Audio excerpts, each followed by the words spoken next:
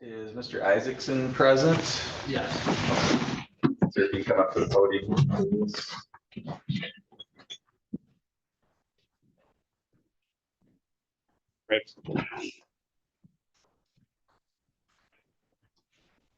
And we'll go on the record in People versus William Isaacson. This is file number 255084.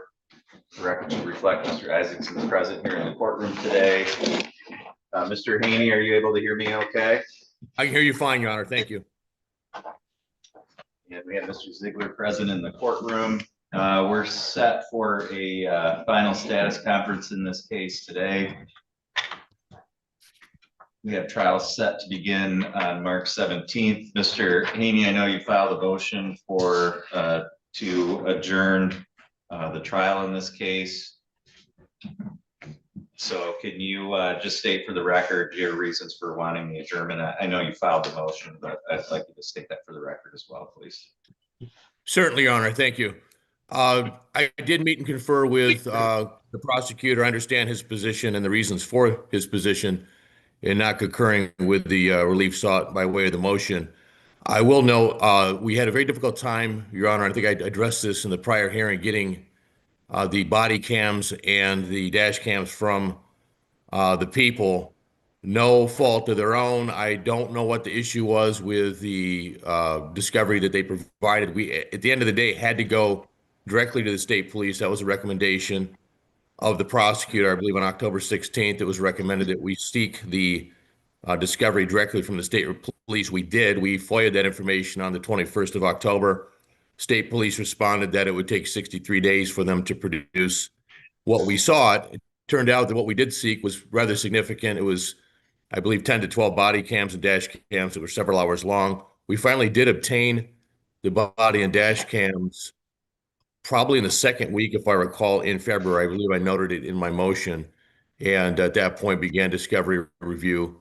We did also receive on the 6th of February 4 additional discovery links from the people, which then puts us up pretty close to within a month almost of the trial date. In reviewing the body and dash cams, it struck me that there may be a need for an expert in this case, Your Honor. And until I had an opportunity to review that material, wasn't really clear to me how that could be potentially exculpatory to the defense. So, we're not trying to delay this. I understand that there are victims involved that want their day in court. I understand that my client wants his day in court as well. So certainly this is not a tactical delay, Your Honor. I just want to make sure Mr. Isaacson receives a fair trial and is able to defend himself and present his defense in the best manner possible. Thank you, Your Honor. Mr. Ziegler? Your Honor, we would oppose the delay for the reasons we put in our response.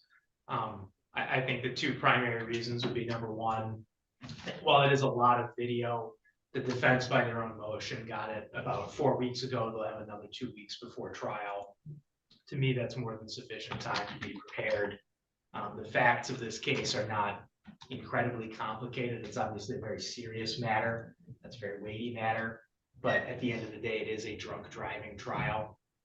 So it's not like, and we did hold a preliminary exam in this matter as well, Your Honor. So several of the witnesses have already given their testimony.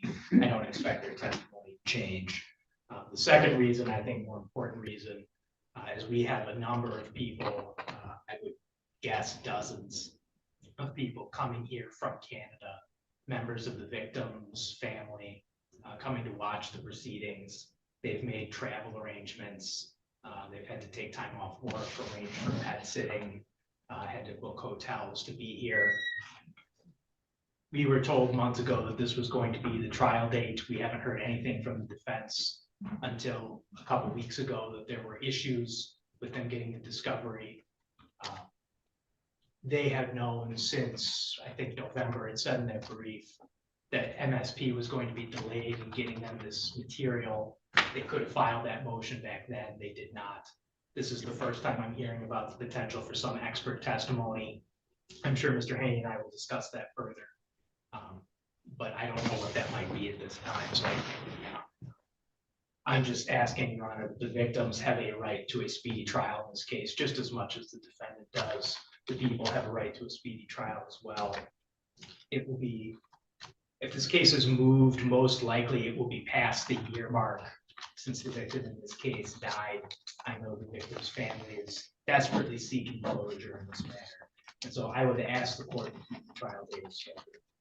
So Mr. Ziegler, I mean, I don't have a transcript of the prelim. All I have is the information in the file with the allegations. So, I mean, can you tell me the factual, the factual allegations of what took place here, so that I can better understand what the defense is saying with regard to their need for a video? The allegations are that Mr. Isaacson and 4 other people, there was a party. I believe all of them were intoxicated. They went out on an ORV. Mr. Isaacson was allegedly the driver. He's likely going to dispute that at trial, say that someone else was driving. There were 5 people in the ORV. The ORV rolled at some point. 2 persons were seriously injured in that accident, and 1 person was killed in that accident. Okay. So Mr. Haney, I mean, can you tell me, give me the reasons why you think you might need an expert in this case? I mean, what Yes, is an expert? Yes, Your Honor. First of all, the evidence at preliminary examination, I don't think it was explored very thoroughly, just reviewing the transcript. There was damage to the windshield. First of all, the individual that was alleged to be the passenger in the ORV, he ran. Okay, it's our position that he ran because he was the driver of the ORV. He ran and he fled and he hid until the next day. There was substantial damage to the windshield of the ORV, where clearly somebody's head hit the front of the windshield. My client's position is he was the passenger in that ORV, and that the other gentleman who claimed to be the passenger was actually the driver and fled.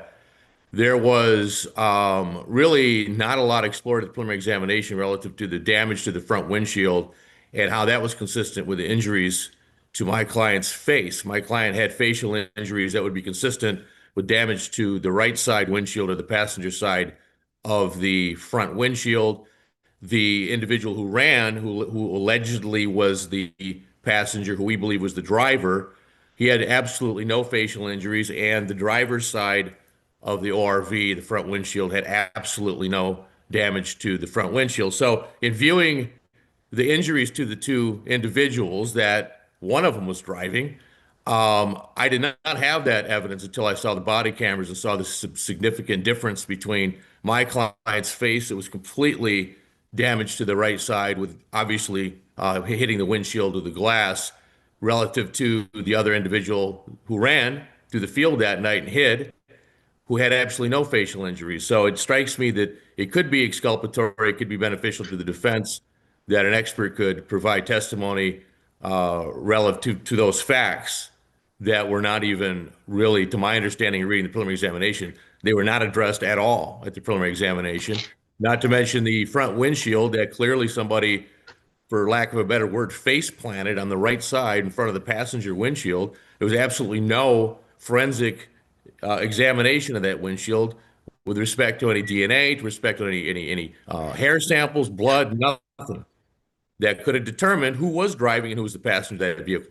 This whole case comes down to the fact of who was driving that vehicle that night, my client or the guy that ran through the field. And that is, we had three drunk people in the back seat. One, unfortunately, tragically passed away. The other 2 not only had head injuries, but were severely intoxicated. And their identification is what I submit is what the prosecution is going to rely on to convict my client. And what I would contest is not a drunk driving case. Drunk driving cases don't carry prison sanctions. A conviction in this case will result in Mr. Isaacson going to prison for a long time. So that's my understanding, Your Honor. That's my representation. Why I believe an expert would be significant in this case.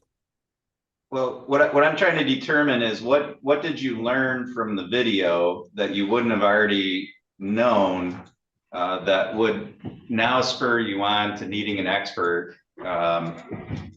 That's what I'm trying to determine, because to me the request to adjourn this turns on, the disclosure of that evidence and whether you've had enough time to fairly, go through that evidence and be prepared for trial. So I'm trying to determine to what extent there's been some type of prejudice to your client in terms of preparation. So what's different now than the information you had prior? And why now does this create a need for an expert where prior you couldn't have known of the need for an expert? Yes, Your Honor. The body cam photos, or sorry, the body cam footage depicted the physical injury to the two gentlemen that were seated in the front of the ORV. There were no photos provided by the state that provided any. I don't know why the officers didn't take photographs, but I didn't have any photographs that depicted the degree of injury on either my client or the gentleman who ran through the field. That's the difference. I didn't have that evidence. I didn't have that ability. I had no direct evidence, no photos of the facial injury to my client versus the lack of injury at all to the gentleman who ran through the field. And Your Honor, I did. Well, let me just stop there. Let me, because I have a question, and I have to ask my questions when they pop into my head, Mr. Haney, Yeah, otherwise sure. I lose. So, No, I understand. I mean, you knew about your client's injuries, though, I'm assuming, and I'm assuming there's information out there about the lack of injury. So is the only difference that you didn't have video of, video depictions or, physical depictions of those videos as opposed to descriptions in police reports or hospital records? Is that what you're saying the difference is? Well, I'd also say the difference was that in the police report, it didn't adequately describe my client's injuries. It said my client had a laceration singular to his face. When I submit the photographs that I was able to extrapolate from the body camera show multiple lacerations and bruising to my client to the right side of his face that are consistent with what would be a passenger of that ORV hitting the front of the ORV's windshield. The images that I was able to extrapolate from the body cameras of the individual who ran, who allegedly was the passenger of the ORV, for the jury, I think it demonstrates what could be very significant evidence, Your Honor, to actually see the photographs and see the difference between the two men that were sitting in the front seat of that ORV, where the driver's side ORV windshield is virtually pristine. The passenger side ORV of that windshield is obviously face planted. Somebody struck it with their head. And to see the images of the two men, I think would be extremely important for the defense to present at trial. I didn't have that ability to take a still from a body cam interview. For instance, when they interviewed the man who ran from the ORV, they didn't find him until the following morning. I'm taking images or photographs of this man who ran from the ORV and able to capture photographs of his face that I would present to the jury. I didn't have this information until recently. And Your Honor, I had to go through 13 to 14 hours of both dash and body cam footage to even be able to get to a point where I was able to extrapolate and create these proposed exhibits that I think the jury would never be able to fully understand or appreciate merely by what may be misrepresented in either a police report or be misremembered or misrepresented by a police officer testifying a year after the fact, trying to explain the extent of the injuries of these two men. I believe this is the evidence that could very well acquit my client, frankly. This evidence of the injuries, the facial injuries, and the compared with the damage to the windshield of the ORV, Your Honor. All right, Mr. Ziegler, anything further based on those arguments?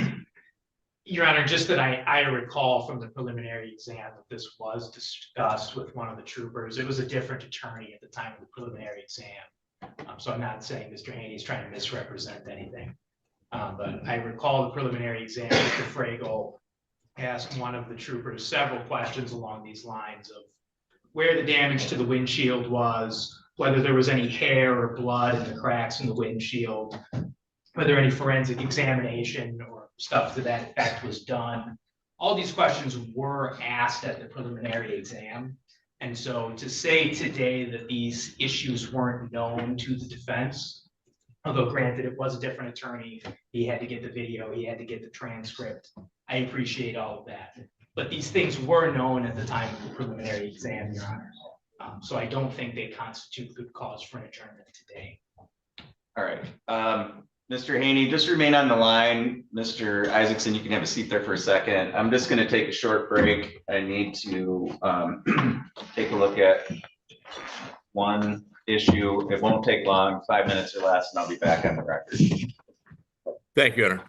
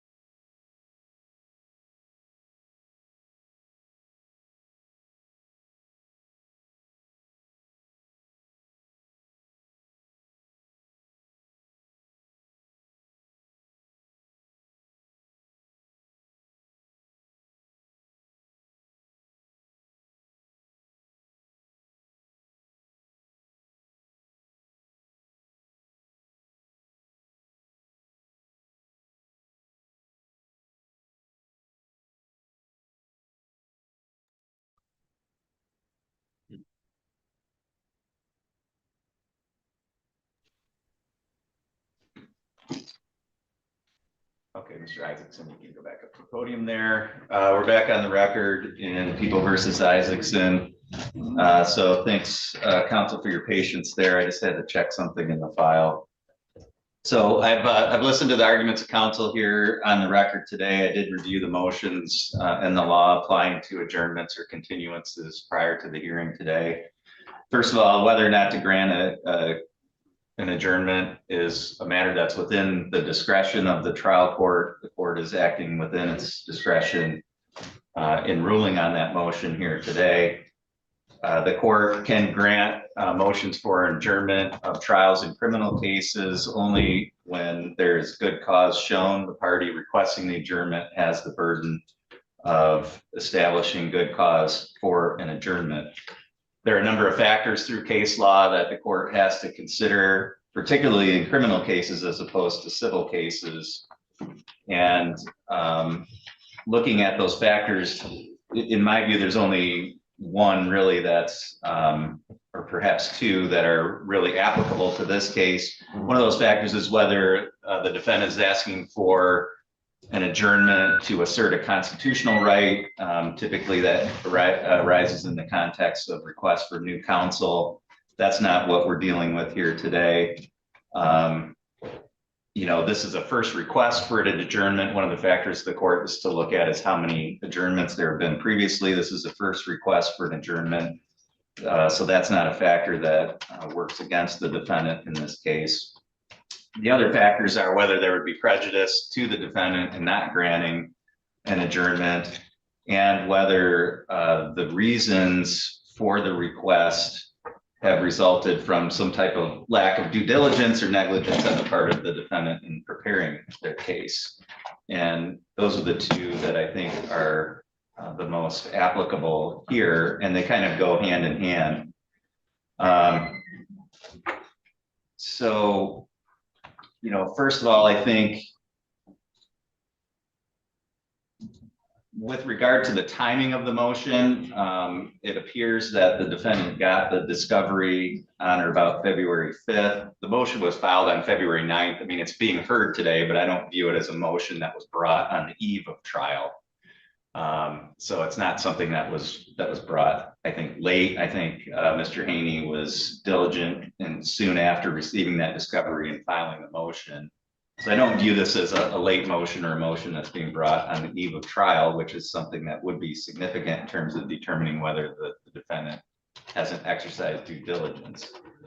However, that being said, certainly, you know, the information itself, I think the defendant has had since February 5th, even if it's voluminous amounts of data and video, I think the amount of time from February 5th to the time of trial is sufficient. Can you leave that door closed, Deputy? Thanks. Is this, if people need to come in, just have them wait a minute. Okay. It's very loud out there. Lost my train of thought. So there's been a sufficient period of time in which the defense has had to digest this new evidence and to be able to use it to prepare for trial. So I don't think the disclosure of the evidence in and of itself or the timing of that is a reason to adjourn the trial. I think the best argument put forward by the defendant here is the need to retain an expert. And when I look at that and the reason stated by defense counsel, and that, in my view, is essentially that, you know, now they have video evidence of things that maybe they had descriptions of or statements about prior, and that video evidence supplements and adds to it and provides a different view and perhaps a contrary view of some of the information that was known before the video. And that difference is what drives the need for an expert. In this case, I find that is not a sufficient basis to request an expert at this point in the case. While that information may be something that the defense hasn't seen until February 5th, certainly the information itself is not new. The defense, it doesn't sound like the defense, which is that Mr. Isaacson was not the driver, is certainly not something that's new. So in my view, the video evidence certainly supplements that, but the defense certainly had their client at their disposal to talk about his injuries and all the records relating to his injuries. And so if his injuries are something that would support the need for an expert to testify about where he was in that vehicle based on those injuries, that's something that they certainly have known about for a long time and could have retained an expert to render an opinion based on his own description of his injuries, his hospital records, and so forth regarding his injuries.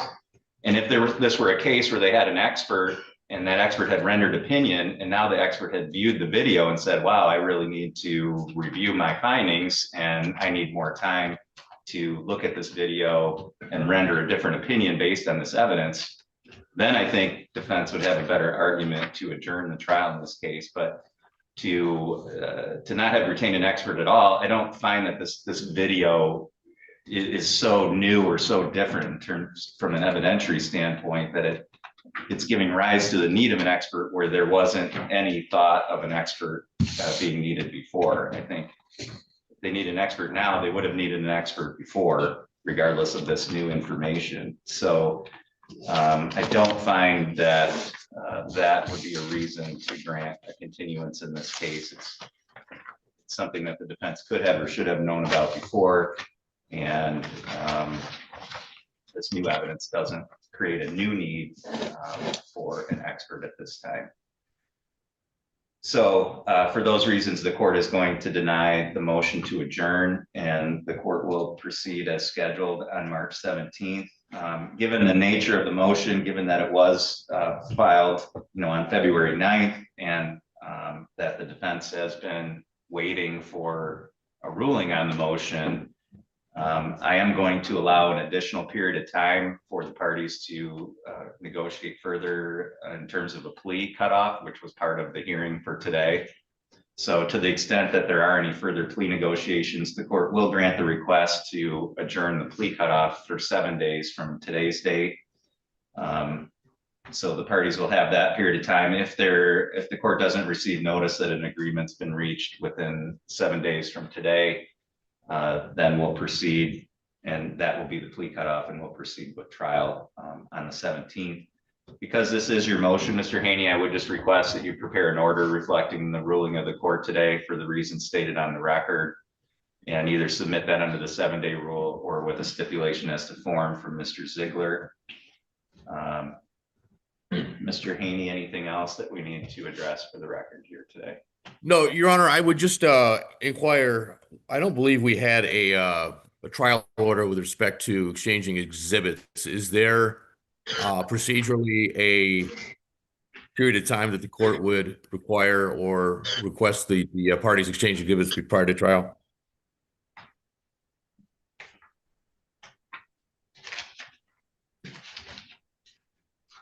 Usually I send out a scheduling conference order. I'm just looking in the file, maybe because of the change in counsel that didn't occur in this case. That's entirely possible. Mr. Haney, I will get that I'll get that scheduling conference order to you that reflects those timeframes. We're still well within that period of time. I will state that Mr. Ziegler, I usually request the prosecution to submit in Word format their proposed jury instructions and exchange them with defense counsel.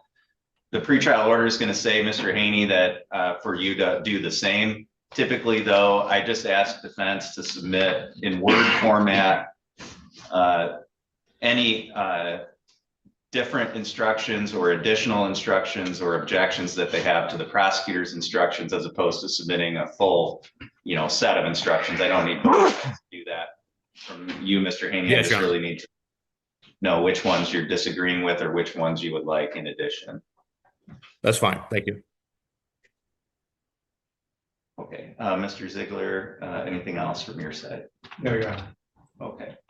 All right, thank you. That's all for this hearing today. Mr. Haney, the only other thing I would say is, typically, I don't know if you had any other questions about how, just nuts and bolts, how we run trials in this case. Typically, I ask counsel and their client to be ready to go at 8:30 in the morning of trial. We begin with jury selection. I do some basic voir dire myself, but I do allow counsel to do some voir dire of the jury. I don't think you've tried a case in my court yet, but Mr. Ziegler, I'm sure, can represent to you that I view the purposes of voir dire very strictly in terms of the court rules. So I view them as, you know, whatever voir dire is necessary to discover challenges for cause and for counsel to reasonably be able to exercise their peremptory challenges. I do not allow attorneys to try their case in voir dire, and I have and will continue to stop attorneys when I feel like they've gone too far into arguing their case. So I do view voir dire as being strictly for the purposes allowed under the court rule. And then once we have a jury selected, we typically go right into, you know, opening statements. So we don't do jury selection on one day and then come back, you know, to begin the trial the next day. We just go right from jury selection into the trial. To the extent that you need to use, we do have a large screen in the courtroom that counsel can use for playing videos and for demonstrative exhibits and so forth. To the extent that you want to use that or any other technology, our courtroom is small. The well area of the courtroom is small, and our technology, you know, is limited. So to the extent that you do want to use that, I would encourage you to contact the clerk's office. You're free. We would make the courtroom available to you if necessary so that you can see it, see what technology we have, and make arrangements to make sure anything that you would bring is going to work. So we're more than happy to accommodate those kind of things. And I would just request that you do those ahead of time. The other thing is I do not like to have the jury just sitting in the jury room waiting while we're arranging for technology and so forth. I like to make as good of use of the jury time as possible. So I would ask that you do those things ahead of time to make sure that everything works. Very good.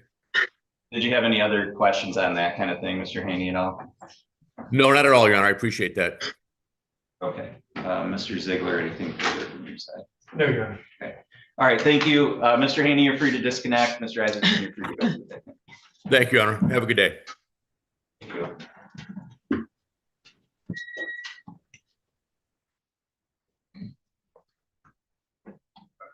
Mr. Isles, are you ready with your client? This is People versus Patrick Ogden, file number 255138. This was a late ad this morning. I'm not sure. Got a little bit, I know it's a bond thing, but can you tell me what we need to do here, Mr. Miles? Your Honor, my client, Sergeant Major Ogden, has a business where he has developed a product that mimics explosive devices, but they're safe, and it's used in the training by the U.S. military. It operates here in Kalkaska County. This charge has come along. My client has no prior criminal history whatsoever. There's no indication that alcohol was involved. And because of my client's business, he often has to entertain military personnel, and he has to leave the state from time to time, you know, for sales purposes and meetings with the U.S. military. So we brought a motion asking that he be allowed to be able to drink and that he'd be allowed to be able to leave the state for business purposes. And that's basically it. Mr. Ziegler. Your Honor, in terms of Mr. Ogden leaving the state for work purposes, I don't particularly have an issue with that. I have no reason to believe, any particular reason to believe that he's a flight risk. In terms of the bond conditions regarding drug and alcohol testing, those are standard conditions. I don't know if the court has a record of any violations. I'm not aware of any, but it is a serious case. Mr. Ogden is alleged to have shot his neighbor's dog in the head. So I think some drug and alcohol testing, just to make sure that it's not an issue for Mr. Ogden. There's standard bond conditions. I just asked the court continue this time. Mr. Isles, what is the current testing regime for Mr. Ogden? Weekly. Weekly? Yes. Okay. All right. So I don't have an objection to modifying the bond to allow Mr. Ogden to travel. In terms of drug or alcohol testing, it appears that, it's not part of the factual basis of this charge or what led to the allegations in this case for Mr. Ogden's arrest.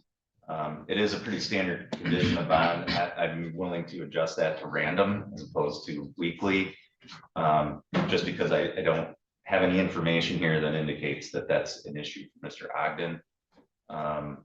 So I would modify the bond to random. I'm not willing to eliminate it as a condition altogether. Certainly. So Mr. House, if you would prepare an order reflecting those modifications. I will, Your Honor. Thank you. All right, thank you.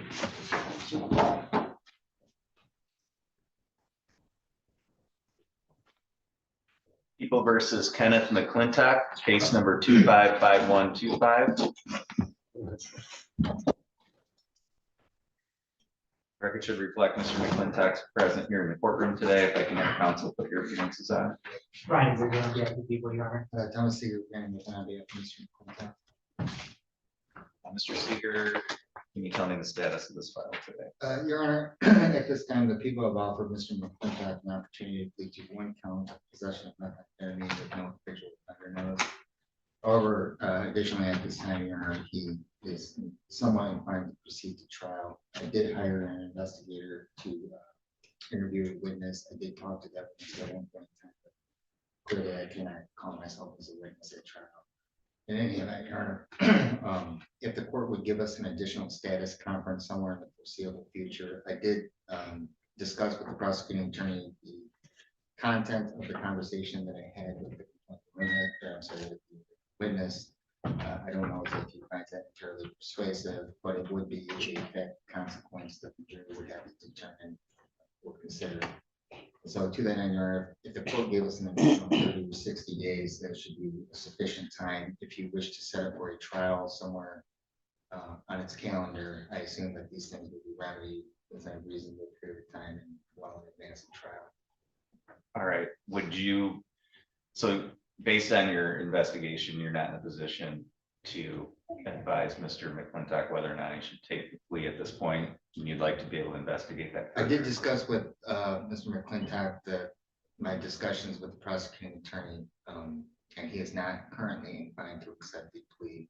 So whether or not he's willing to change his mind after I receive a written something or other or some oral report from the investigator, I guess I can't say. So to a lesser extent, Your Honor, I would say that I'm not in a position to say that I have all the relevant information for which he can make a knowing decision about how he wishes to proceed. Do you think you'll have that within the next 30 days? I suspect I'll have it within 30 days, Your Honor. I did reach out to the investigator this morning and did not hear back as to whether or not he's been able to make contact with the potential witness. Okay. All right, so Mr. Ziegler. Your Honor, I'm familiar with the witness that Mr. Seeger is describing. I believe it's the co-defendant that was in the vehicle.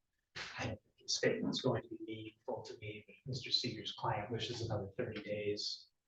I don't oppose it at this time. Okay, so I did set today as a plea cutoff. Based on your investigation, Mr. Seeger, I'm willing to extend that an additional 30 days. So Mr. McClintock, when we're here next, you'll need to have a final decision about whether you want to accept any plea offers. Okay. After that next hearing, if you say you want to go to trial, that's what we'll do. All right. So I won't accept any pleas to lesser charges after that next hearing date. Okay. All right. All right. Anything further on this one, Mr. Seeger? No, sir. Mr. Ziegler? No, Your Honor. Mr. McClintock, did you have any questions at all? No, sir. Okay, thank you.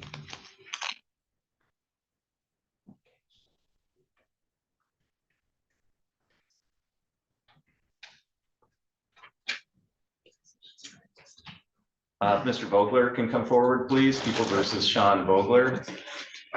Your Honor, he's live, so I'm not sure if they brought him here or if he's in Zoom. I think we might have him on Zoom here. Sure. So.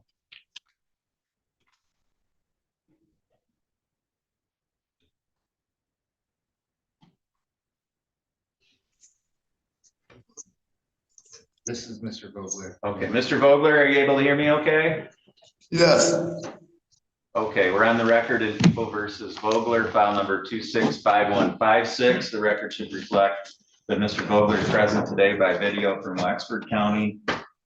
And Mr. Seeger, how did we want to proceed in this file today? Your Honor, it's my understanding that this matter is to be dismissed in lieu of in Crawford County. The only question today was whether or not the court would give him a more favorable bond.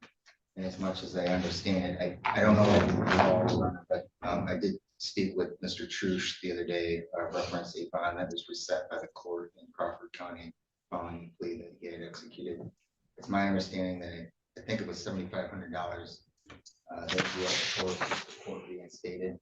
And to my understanding, part and parcel of the agreement was that if he can get into treatment of some sort, I don't know if the court was going to prevent him from getting into treatment, that it was his wish that he would be able to get into treatment. He's posted his bond in the other county, but the prosecuting attorney currently is not in a position to change that bond until he's sentenced.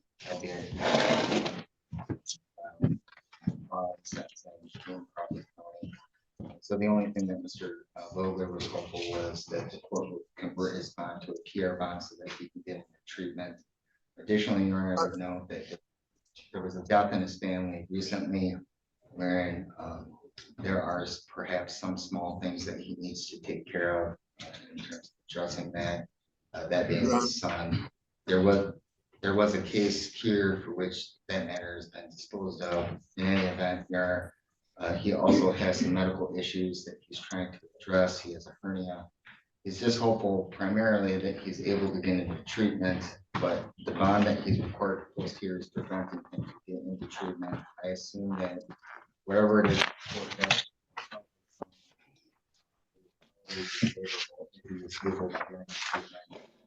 throughout the period treatment that were a possibility. But again, it's this bond that's preventing him. Mr. Ziegler, is this file going to be dismissed? It will be dismissed upon his sentence in Crawford County, Your Honor. That was part of the agreement for his Crawford County. Mr. Vogler, I'm about to do what your attorney's asking me to do, so I don't want you to snatch defeat from the jaws of victory here and say something that's gonna hurt your case, okay? Oh, no, okay. So because this file is going to be dismissed, I don't have any problem converting this to a personal recognizance bond, and the court will issue that today. Thank you. Okay. Thank you, Mr. Your Honor. Vogler, do you have any questions about what we're doing today in this file? No, sir. Okay. All right, Mr. Seeger, anything further on this case? There. Mr. Ziegler? There you are. That's all for today, Mr. Vogler. Thank you. Thank you, Your Honor.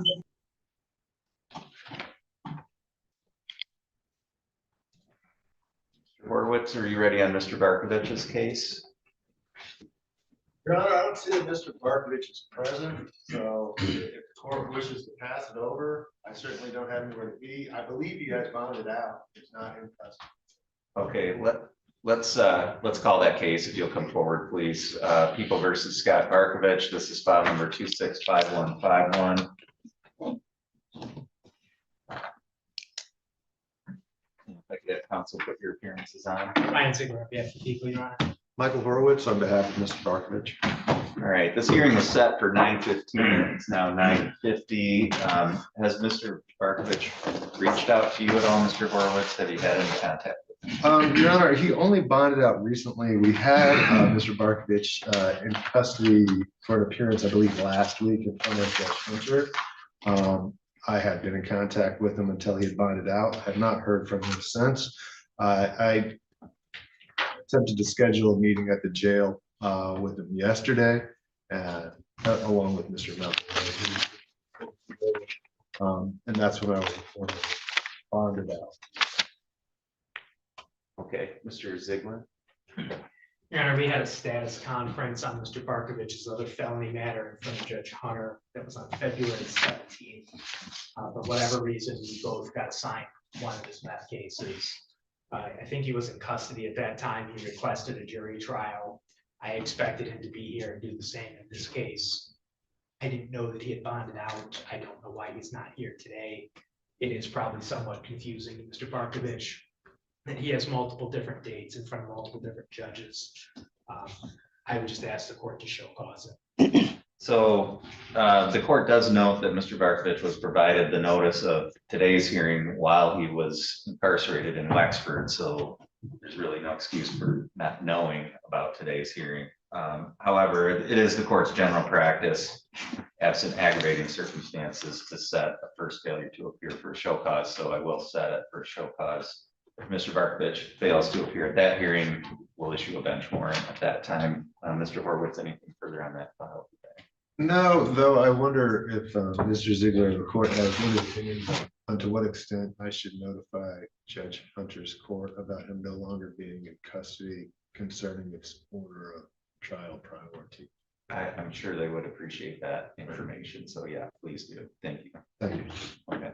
All right.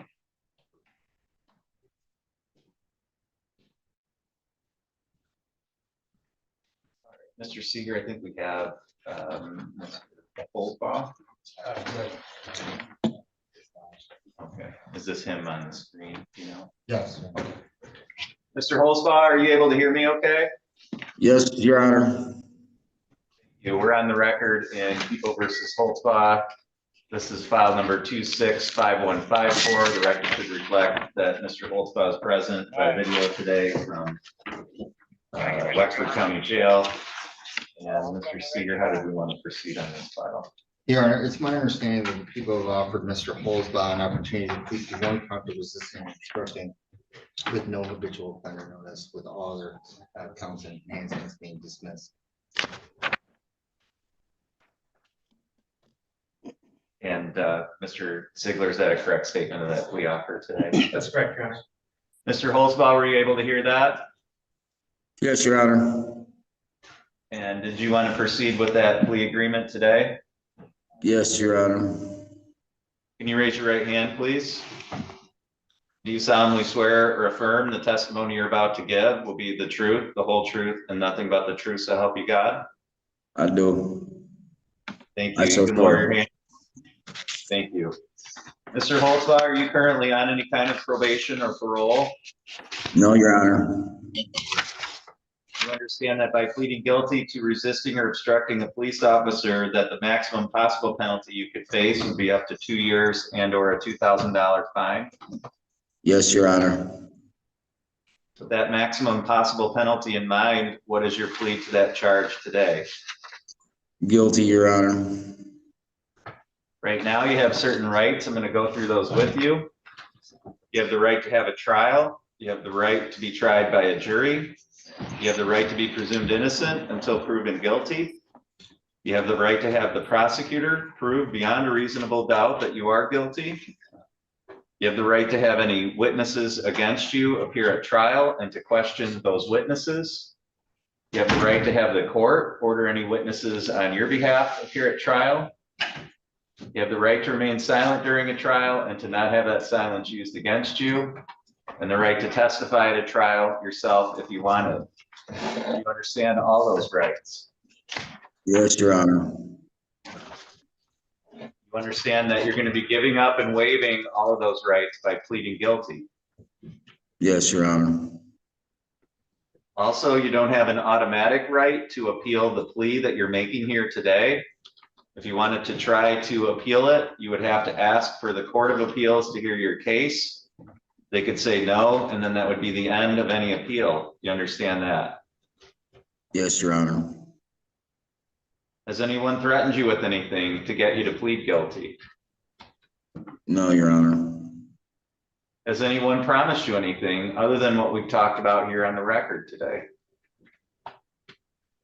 No, Your Honor. Is it your own free choice to enter this plea? Yes, Your Honor. Are you pleading guilty because you are actually guilty of this charge? Yes, Your Honor. The information I have indicates that this happened back on July 18th of 2025. Is that the correct date? Yes, Your Honor. And on that date, were you present here in Kalkaska County? Yes, Your Honor. Did you come into contact with Deputy Hall from the Kalkaska County Sheriff's Department? Yes, he had me outside his vehicle. Okay. Did you know that he was a police officer and that he was performing his duties as a police officer at that time? Yes, Your Honor. What did you do to resist, obstruct, or oppose the officer at that time? I ran away from the vehicle and I fled. Okay. All right. Gave myself up shortly after, realized it was stupid. All right. Thank you. Mr. Ziegler, are you satisfied with the factual basis? Yes, sir. Mr. Seeger? Yes, sir. Counsel, are either of you aware of any threats, promises, or inducements other than what's been placed on the record? No, Your Honor. No, sir. Are you both satisfied that the court has complied with statute and court rule in the taking of this plea? Yes, Your Honor. Yes, sir. Thank you. Mr. Holzbaugh, the court finds that your plea is knowing, voluntary, and accurate. The court is satisfied that there is a factual basis to support a finding that you are guilty of this charge. The court will accept your guilty plea. We'll set this matter for a sentencing hearing. Between now and then, someone from the probation department will meet with you to do a pre-sentence report. You'll have a chance to go through that with your attorney prior to the sentencing hearing. Mr. Seeger, is there anything further we need to address today? No, Your Honor. Mr. Ziegler. No, Your Honor. Mr. Holzbaugh, do you have any questions about how we're going to proceed with your case from today forward? No, I do not. Okay, thank you. That's all for this hearing today. All right.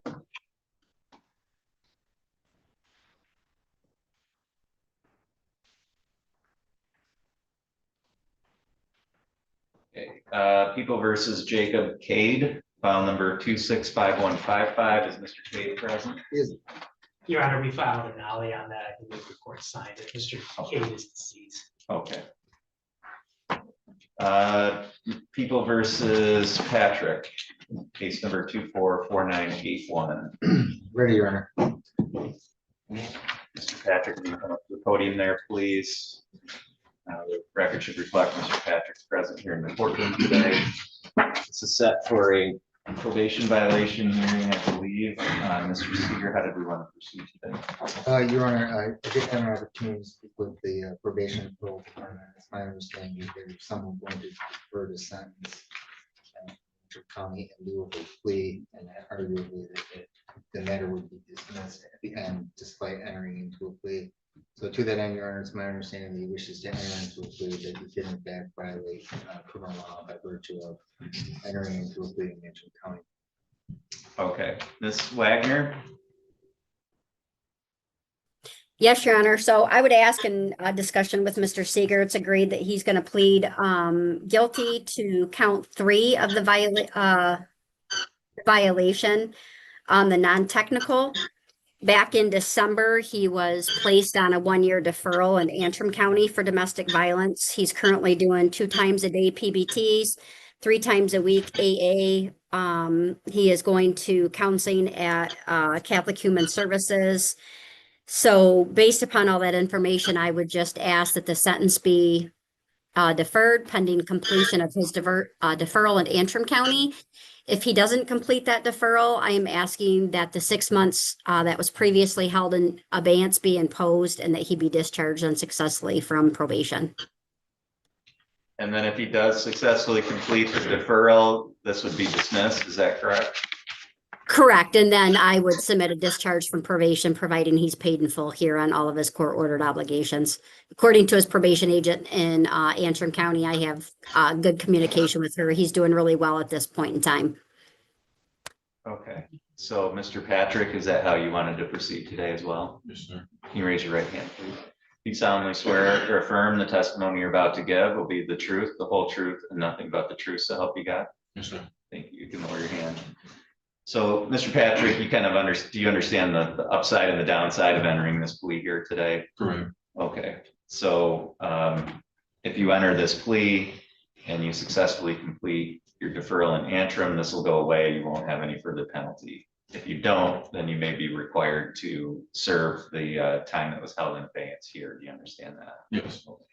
With that in mind, did you wish to plead guilty to the probation violation in this case? Yes, sir. You understand that you have the right to have a hearing as to whether you violated your probation, Yes. and that by pleading guilty, you're gonna be giving up that right? Is anybody forcing you to do that? No. Has anybody promised you anything other than what we've just said here today? No, sir. And is it your own free choice? Yes. Okay. Back in August of 2025, were you on probation here in Kalkaska County? Yes. And were you aware that one of the conditions of your probation was that you were to not violate any criminal laws of the state of Michigan? Sir. And did you in fact violate a law by assaulting and pleading guilty to an assault, domestic assault? Yes. Okay. The court finds that your plea is knowing, voluntary, and accurate. The court is satisfied there's a factual basis to support a finding that you did violate your probation as alleged. The court will accept your guilty plea. Ms. Wagner, how long is that deferral? He got a 1-year deferral, so I just noticed that his probation is due to discharge here in May. So I'm just gonna ask that the court extend his probation as well, and I can prepare an amended order. Okay, I'm just trying to determine when I should set a next date for this case, because I don't want to just leave it out there in the system with no next date. He got the deferral back in December, so we can probably target it for December of 2026. Okay, Mr. Seeger, any objection to that? No, that's fine. Sir. Okay, so we'll set this for a hearing out in December. If we don't need to have that hearing, Ms. Wagner, and if you're gonna discharge him successfully, then just let the court know and we can take that down. I will, Your Honor. Thank you. Okay, so Mr. Patrick, of course, it's important that you stay in touch with Ms. Wagner and that you continue to abide by the conditions there in Antrim. Did you have any questions about how we're gonna go forward from today? No, sir. Okay, Mr. Seeger, anything further? No, sir. Thank you, sir. That's all for today. Thank you.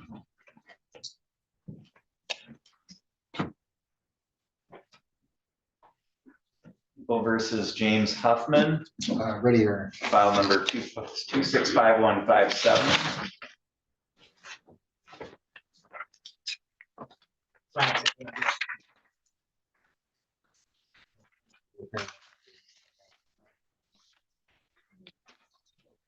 Mr. Seeger, how did we want to proceed in this file? Your Honor, at this time, there's been an offer, however, Mr. Huffman has been. Court was scheduled for an additional jury schedules, perhaps we're able to resolve the matter. However, at this time, is inclined to proceed to trial. Mr. Ziegler, how many days of trial do you think we would need in this case? I think we get this done in 1 day, Your Honor. Mr. Seeger Likewise, Your Honor, I think that it would probably be a 1-day trial. and Mr. Ziegler, if we set this out at least 90 days, is that enough time? for Yes, you, Your Honor. Mr. Seeger? I think that's plenty of time. Your Honor. And Your Honor, I guess just in terms of like a final settlement conference, Your Honor, if the court is going to set it out for 90 days, if it gave me 60 days for the final settlement conference or something along those lines, that would be ample time to continue to discuss the matter with Mr. Huffman. For him to make a decision. Okay. I think, trying to remember if it's this case or one of the other counties where I've got a big civil trial, so that it's gonna be at least 90 days, it might be further than that. And that's fine, Your Honor. He's out on bonds. I take no position relative to when the matter is set for trial, or if there's a right question of some sort, Your Honor, we'll waive that. Okay. All right, so we'll set it for a 1-day jury trial, at least 90 days out. So Mr. Huffman, you'll get notice of the date and time of your trial date. And then we'll have one final hearing before that trial date. That would be your last opportunity if you wanted to enter into any type of plea agreement, okay? You'll also get notice of the date and time of that hearing. It's important between now and then that you stay in touch with your attorney, Mr. Seeger. Because that final hearing before trial, again, it's going to be important that you're ready with a decision as to whether you want to accept that. Okay. Absolutely. Do you have any questions? No. Mr. Seeger, anything further on this case? No, sir. Mr. Ziegler? There you go. Thank you, Mr. Huffman. That's all for today. Thank you. Have a wonderful day.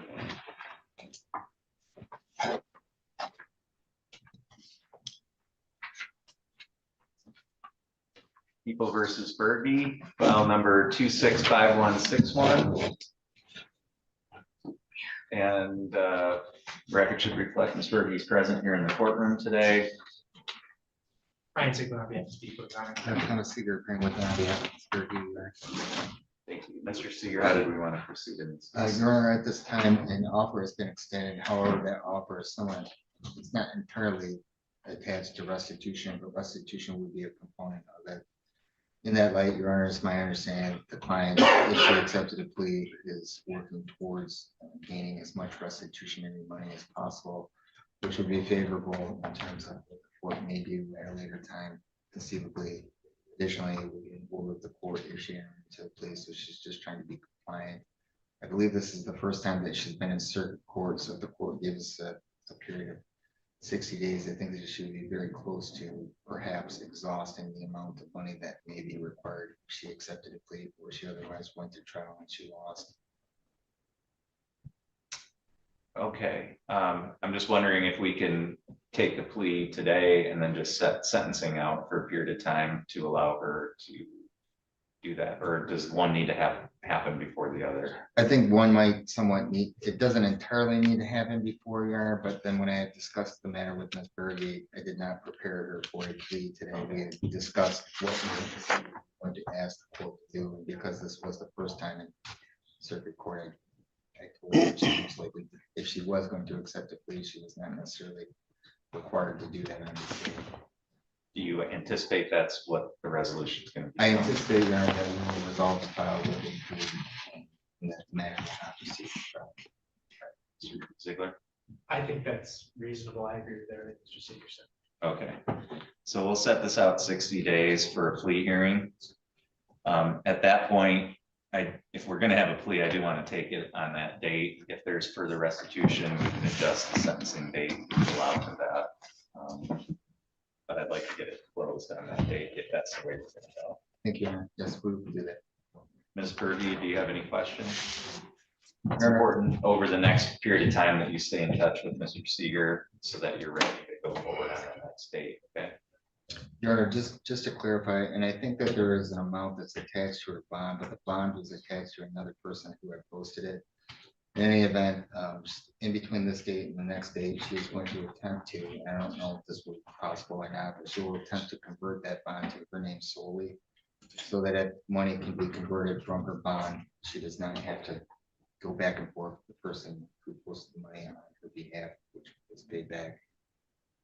So we can dispense with perhaps some other problems that might arise. Okay, yeah, I'm happy to enter any orders to facilitate that. Thank you. Okay, all right, thank you, that's all for today. There at Grand Traverse County, can you tell me your name, please? William Willoughby. Your Honor, I did not have an opportunity to speak with Mr. Willoughby because he's in Grand Traverse. If you wish me to use some kind of breakout room or something of that nature, Your Honor, I can do that.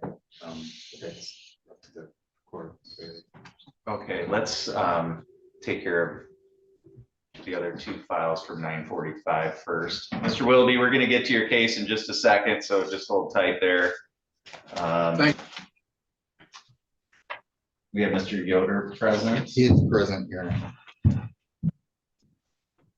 On the record, and People versus David Yoder, this is file number 244973 and 265158. The record should reflect that Mr. Yoder is present here in the courtroom today, and if I could have counsel to your opinion. Ryan Ziegler, on behalf of the people, Your Honor. Thomas Seeger appearing with on behalf of Mr. Yoder. This is the date set for sentencing in this matter. Mr. Yoder, have you had an adequate opportunity to go through the pre-sentence report and talk to Mr. Seeger about that? Oh, yeah. Mr. Seeger, are there any additions, deletions, or corrections? You're not, Your Honor. Are there any challenges to the scoring of the guidelines? You're not. Mr. Ziegler, do the people have any additions, deletions, or corrections? No, Your Honor. Any challenges to the scoring? No. Anything on behalf of the people for allocation today? Your Honor, I would support the recommendations contained in PSI. Mr. Yoder is a relatively young man, he has minimal criminal history. it seems like he's fallen into some issues with both drinking and substances. He has an opportunity at this time to turn his life around, to take advantage of this opportunity for 74 probation. If the court is willing to extend it, I sincerely hope that the court does, and I sincerely hope that he takes advantage of it. Thank you, Mr. Seeger. Likewise, I would just ask the court to follow the recommendation, and I agree with Mr. Ziegler, and that's part and parcel of the reason why I had offered him the ability to plea under 7411, because he is a young person. Because albeit he does have some prior criminal history, he does not have a long extensive criminal history, so hopefully he's capable of rehabilitation. He's expressed to me his want to make better decisions. Clearly going forward, he needs to make better decisions. If given the opportunity at 7411, it is very much an opportunity for him to exonerate himself in some ways. And so I think that that's a great opportunity for him. I would just ask the court to consider doing that. Would note that he indicated that he successfully followed through with that probation. It did in the recommendation recommend a period of 3 years, which I don't know if the court finds that to be a necessary time period. I'm not saying that you wouldn't benefit from a probationary term, Your Honor, but 3 years for a possession terms seems relatively long, albeit he is receiving the benefit of a deferral status.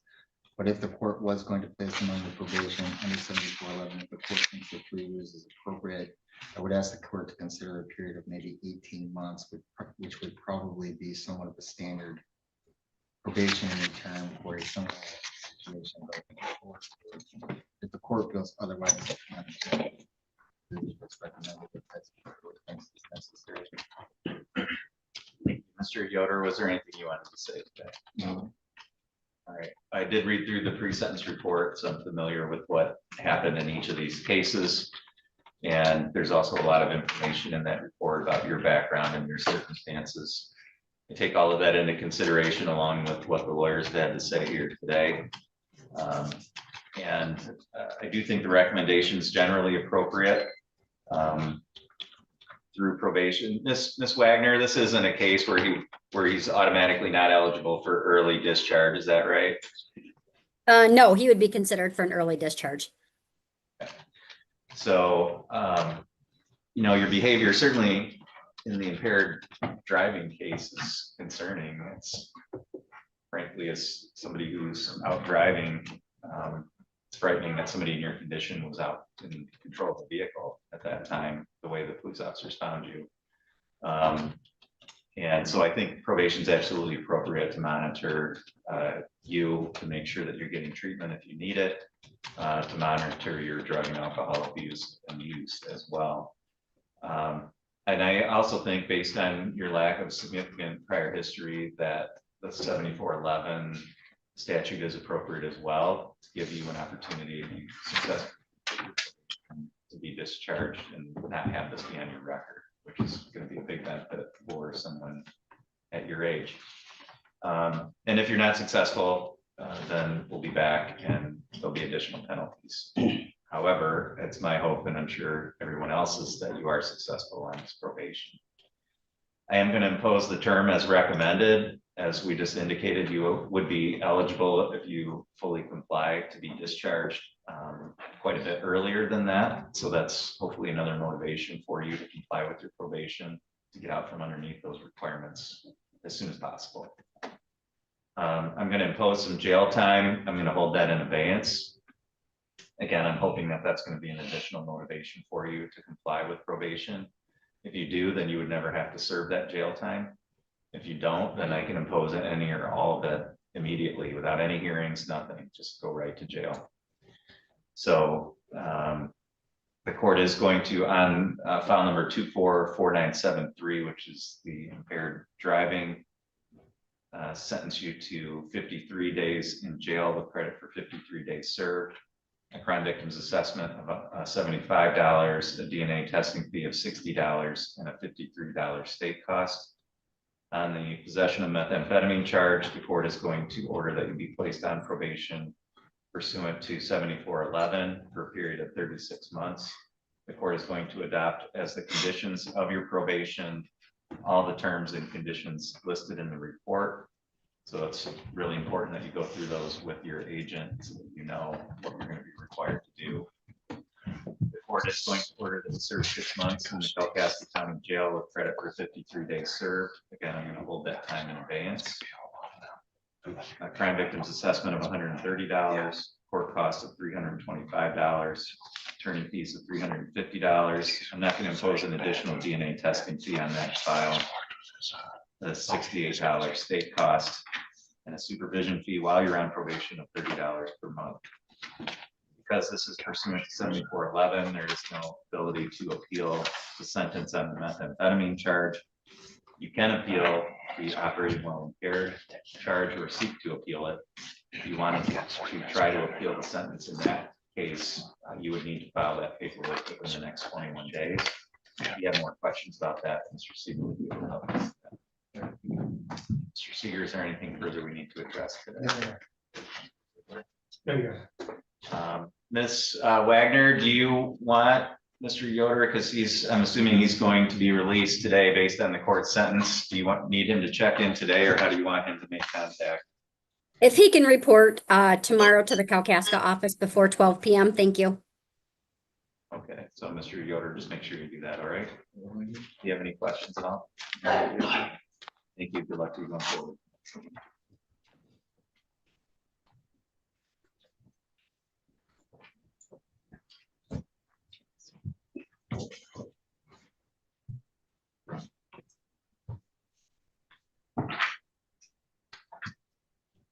All right, do we have Miss Brister back there?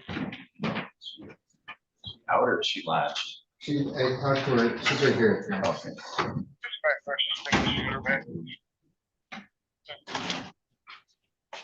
Ms. Brister, if you can come right up to the podium, please. We're on the record at Poe versus Brandy Brister, file number 255018. Ms. Brister is present here in the courtroom today.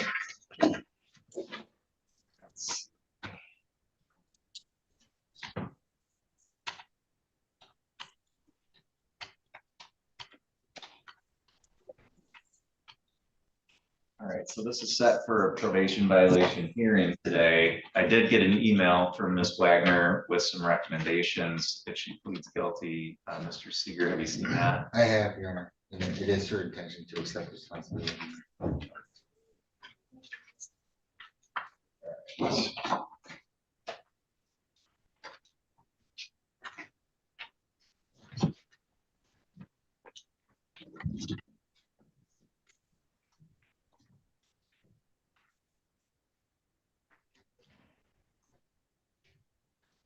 She's going to be, she's going to plead to the one non-technical violation. Is that correct? Correct, Your Honor. So Ms. Brister, have you had an opportunity to speak with Mr. Seeger about this? And is that how you wanted to proceed today? Yes. Can you raise your right hand, please? Do you solemnly swear or affirm the testimony you're about to give will be the truth, the whole truth, and nothing but the truth to help you God? Thank you. Ms. Brister, you understand that you do have the right to have a hearing as to whether or not you violated your probation? Yes, sir. And you understand that by pleading guilty, you're going to be giving up that right? All right. And you understand that what Ms. Wagner is recommending and what I'm likely to follow is that the court would impose that jail time that was previously held in abeyance. You would have credit for 45 days. And then otherwise you would just be discharged from probation. With that potential penalty in mind, did you want to enter a guilty plea today? Yes. Okay. Has anybody threatened you with anything to do that, to get you to do that? No. Has anybody promised you anything other than what we've already discussed here on the record? Okay. And is it your own free choice to do this plea? Back on June 26th of 2025, were you on probation here in Kalkaska County? Yes, I was. And were you aware that one of the conditions of your probation was that you were to not use or possess any controlled substances? Yes. And did you have possession of methamphetamine at that time? Yes, I did. And was that a substance that was prescribed, or did you have any other legal right to use that? No, sir. All right, the court finds that your plea is knowing, voluntary, and accurate. The court is satisfied there's a factual basis to support a finding that you did violate your probation as alleged at count 1 of the non-technical violation. The court will accept your guilty plea. Other than what was in your email, Ms. Wagner, was there anything else that you wanted to state prior to sentencing? No, Your Honor, thank you. Mr. Seeger, did we want to proceed with sentencing today? Your Honor, I guess that part of the reason why we were hoping to proceed with sentencing as much as that she set for sentencing and do it tomorrow. And so like if there was jail time that was imposed, they would run concurrent to the other file to the extent that Judge Hunter imposes some kind of jail time. So to that end, Your Honor, I would have no objection to sentencing. However, Your Honor, she did have a letter that she wished to provide to the court in advance of sentencing if it's willing to review it. Certainly. Can you do that?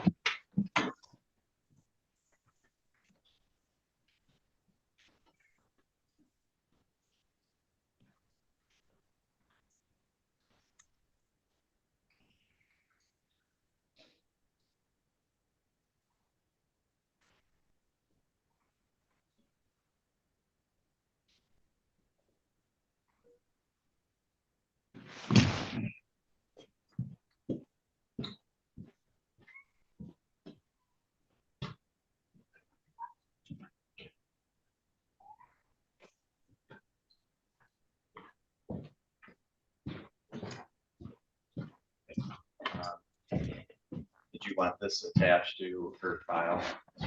Your Honor, if I could only have it back, meaning in as much as I assume the judge would need us to review it tomorrow.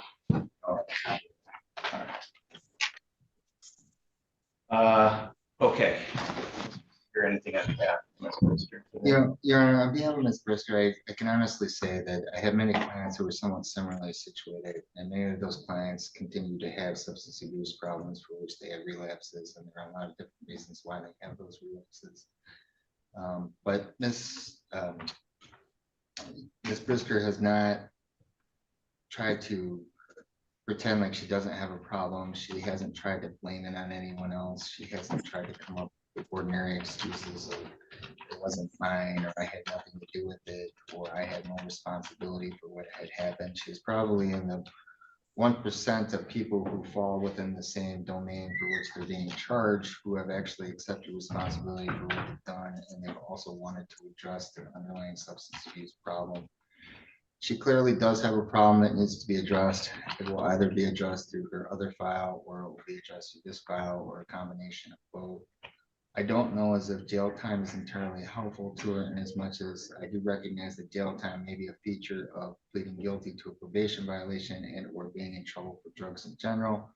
But she is currently working, and what historically I've found, Your Honor, is that when people are struggling with substance abuse problems, it's usually in part due to perhaps economic circumstance. The letter that she provided to the court somewhat indicates that she's a very good employee, that they're short-staffed at her current location, that even if she were to receive jail, that they would contemplate giving her her job back at a later date if that were possible. But she is a valued employee. And so I do recognize, Your Honor, that there is a penalty for everything that we do. And people sometimes accept it and sometimes they don't. Ms. Brister has been very accepting of what she's done and why she needs to accept it. I guess the only thing that I can ask on her behalf is that I do understand that the jail time at one point in time was held in abeyance. But if the court was willing to defer to whatever sentence it is that Judge Hunter gives tomorrow, that would be helpful in terms of whether or not she can maintain her employment. It sounds like she's maybe turned a corner for herself. I don't want to dislodge her from having employment. I don't want to dislodge anyone from having employment generally, because I feel like a lot of the times the larger problems people have are based on not having a lot of hope for the future. And I don't make $15 an hour, Your Honor, so I don't know what it's like to live on $15 an hour. It's been a long time since I've been in that situation, but I do remember working as hard as I could to make those types of money, but it wouldn't have been enough for me to survive in any meaningful way. And even if I could pay my bills, there's no way for me to get ahead, or for me to save, or for me to invest, or for me to ultimately retire, which is unfortunate for everyone. So I understand why she may have reverted back to having a substance abuse problem. But now that she does have meaningful employment, I think that that's a good reason for her to continue on her trajectory. I don't know exactly what Judge Hunter will do tomorrow, but I'm hopeful that Judge Hunter will give her an opportunity to perhaps remediate some of the decisions that she's made in the past.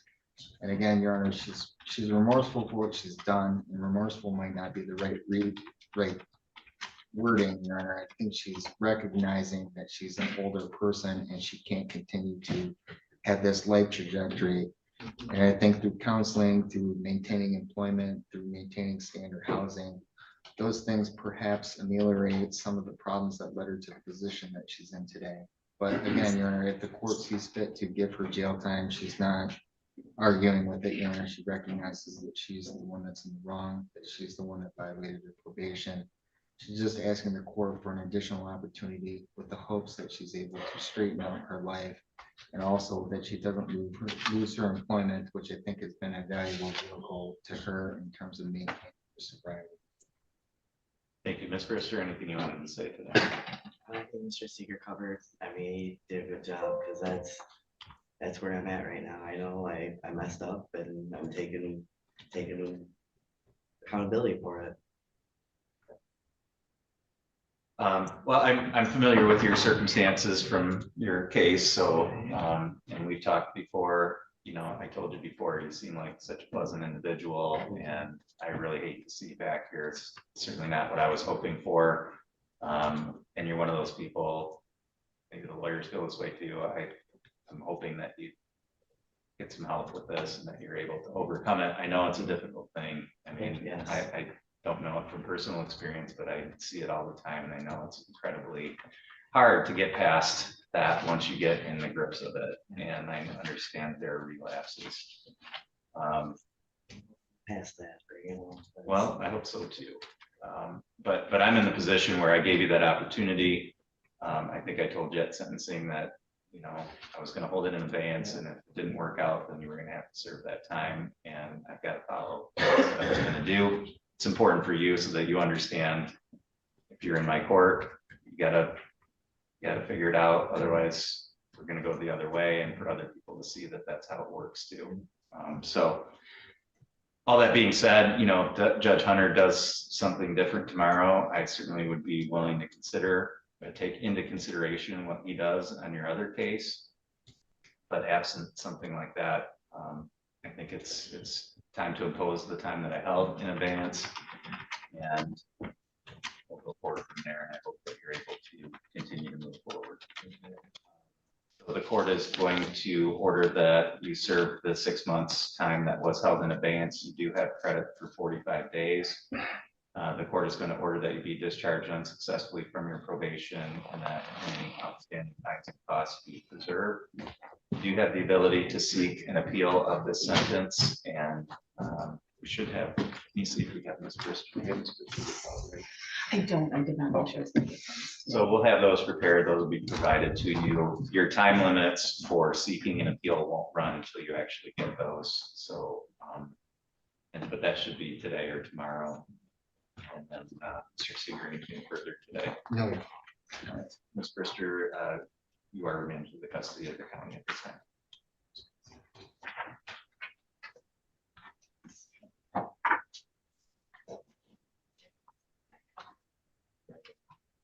Mr. Seeger, if you want to sign in, I can Sure.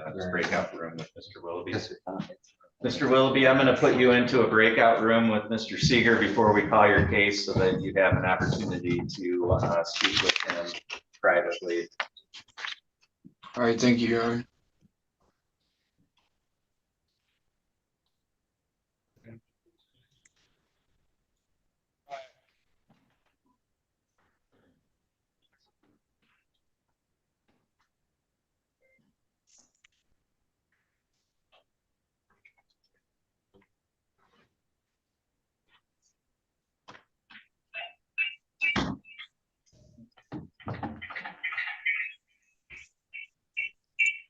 Yeah, I'm just gonna step out. Yeah, okay.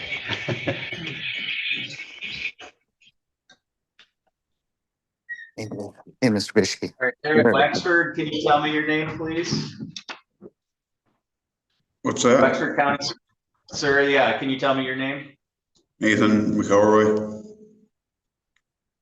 Mr. McElroy, Mr. Horowitz, you ready on this case? Okay. All All right, we'll go on the record in People versus McElroy. This is file number 255128. The record should reflect that Mr. McElroy is appearing today by video from Wexford County Jail. If I could have counsel put your appearances on. Michael Horowitz on behalf of Mr. McElroy. All right, this is set as a final status conference today. We do have trial set to begin on March 11th. And this is a plea cutoff. Mr. Horowitz, have you had a chance to talk to your client?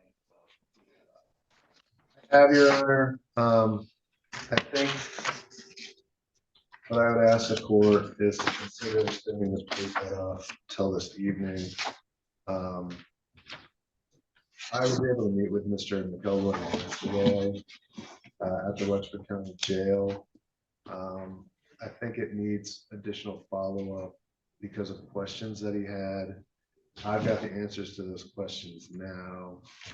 It was also the case that he did not have the video evidence that it was alleged to have admissions on it.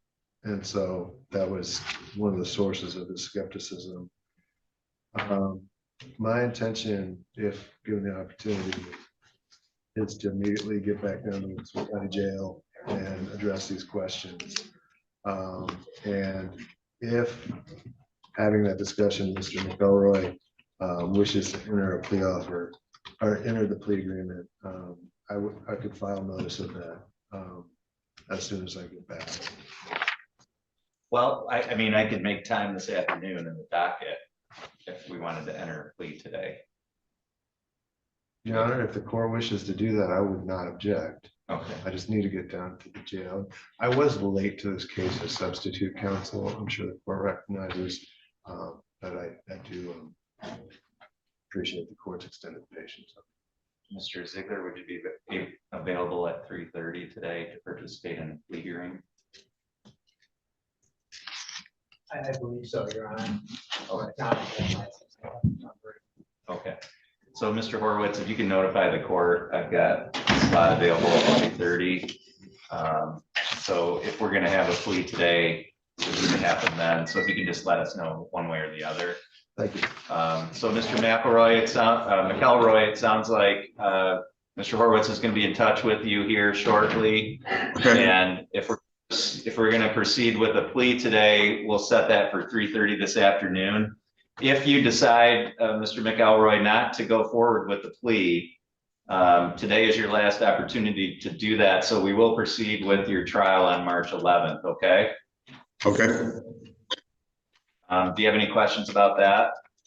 Not that I can't ask him when I see him. Okay, all right, very good. Anything further, Mr. No, thank you, Horowitz? Judge. Mr. Ziegler. There you are. Okay, thank you, Mr. McElroy. We're going to disconnect at this time.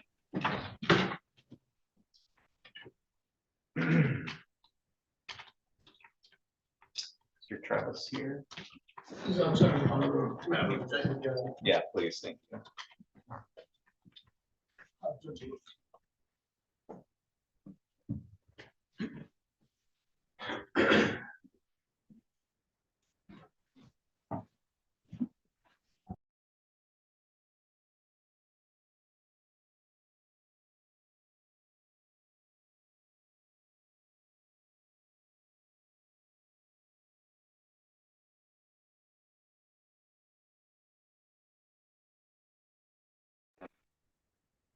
We got it, Your Honor. Mr. Donald's here with me. Mr. Donald, right there. Please, thank you. We'll go on the record in People versus Donald, file number 255140. The record should reflect Mr. Donald's present here in the courtroom today. And,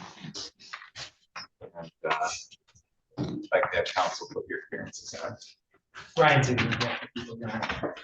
That's on behalf of Mr. Donald, Your Honor. Travis, how did we want to proceed in this file today? Thank you, Your Honor. Your Honor, I did well, now get a chance to speak to Mr. Rolla, the prosecutor in Otsego County. He did inform me that it was his intention to file some charges against Mr. Donald. We discussed what was happening over here and what was happening over there. He indicated to me that if Mr. Donald pled to the planned delivery of methamphetamine over here. He was intending to charge him with the delivery of methamphetamine over there and using the computer to commit a crime. But given Mr. Donald's lack of criminal history and what was happening over here, he would offer him possession of methamphetamine. At that point, he hadn't charged him, but was going to last week. Just this morning, the family was calling and NCO indicated there is a warrant. We just talked to the state police about that. So we do believe that's happening. And discussing that with Mr. Ziegler, he indicated that he would offer to resolve this matter with a plea to 1 count of delivery of methamphetamine, 20-year, and Mr. Donald would like to accept that offer to resolve this matter. All right, Mr. Ziegler, is that a correct statement of the plea offer? It is, Your Honor. Mr. Donald, have you had an opportunity to speak with Mr. Travis about this plea agreement? Yes, sir. And is that how you wanted to proceed today? Yes, sir.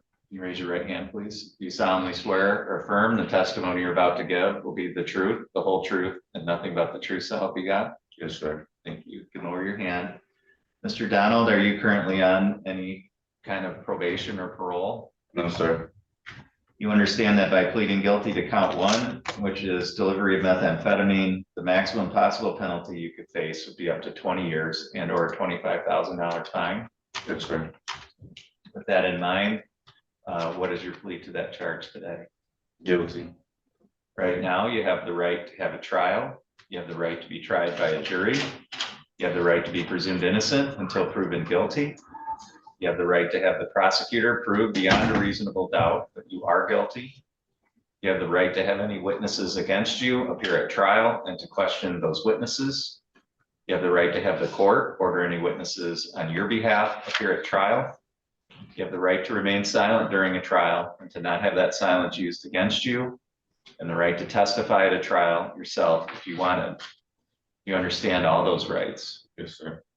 You understand that you're going to be giving up and waiving all of those rights by pleading guilty? Yes, sir.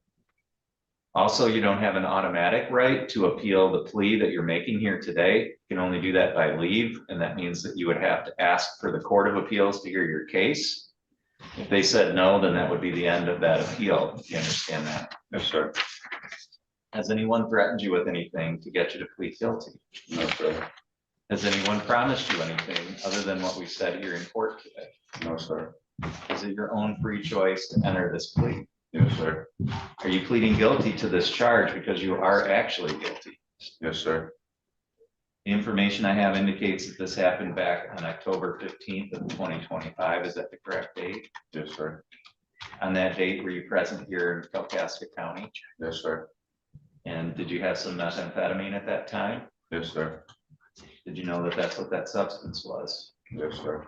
Did you give or sell that to another person? Yes, sir. Did you have any right to do that? Or any legal right to do that? No, sir. Mr. Ziegler, are the people satisfied with the factual basis? Yes, Your Honor. Mr. Travis? Yes, Your Honor. Counsel, are either of you aware of any threats, promises, or inducements other than what's been placed on the record? No, Your Honor. No, Your Honor. Are you both satisfied that the court has complied with statute and court rule in taking of this plea? Yes, Your Honor. Yes, Your Honor. Thank you. Mr. Donald, the court finds that your plea is knowing, voluntary, and accurate. The court is satisfied that there's a factual basis to support a finding that you are guilty of this charge. The court will accept your guilty plea. We'll set this matter for a sentencing hearing. You'll be notified of the date and time of that hearing. Between now and then, somebody, Ms. Wagner, do you want Mr. Donald to go over to your office? Yes, if you can send him over, please. Thank you. Okay. After this hearing today, Mr. Donald, you'll need to go next door to the probation office. They're going to meet with you to start the process for the pre-sentence report. That'll be prepared. You'll have an opportunity to go through that with your lawyer prior to the sentencing hearing. And then we'll send you a notice of the date and time of that hearing. It'll be here in Kalkaska, just like today. Do you have any questions at all? No, sir. Mr. Travis, anything further on this file? Nothing further, Your Honor. Mr. Ziegler? No, Your Honor. Thank you, Mr. Donald. That's all for today.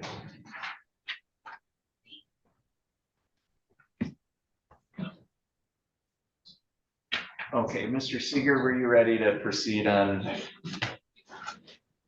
Okay.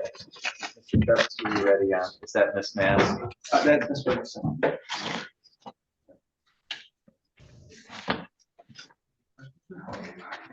I don't see her on the docket. She is. It was, And Ferguson? Yes. Mia Ferguson. Oh, yeah, I see. Okay. Oh,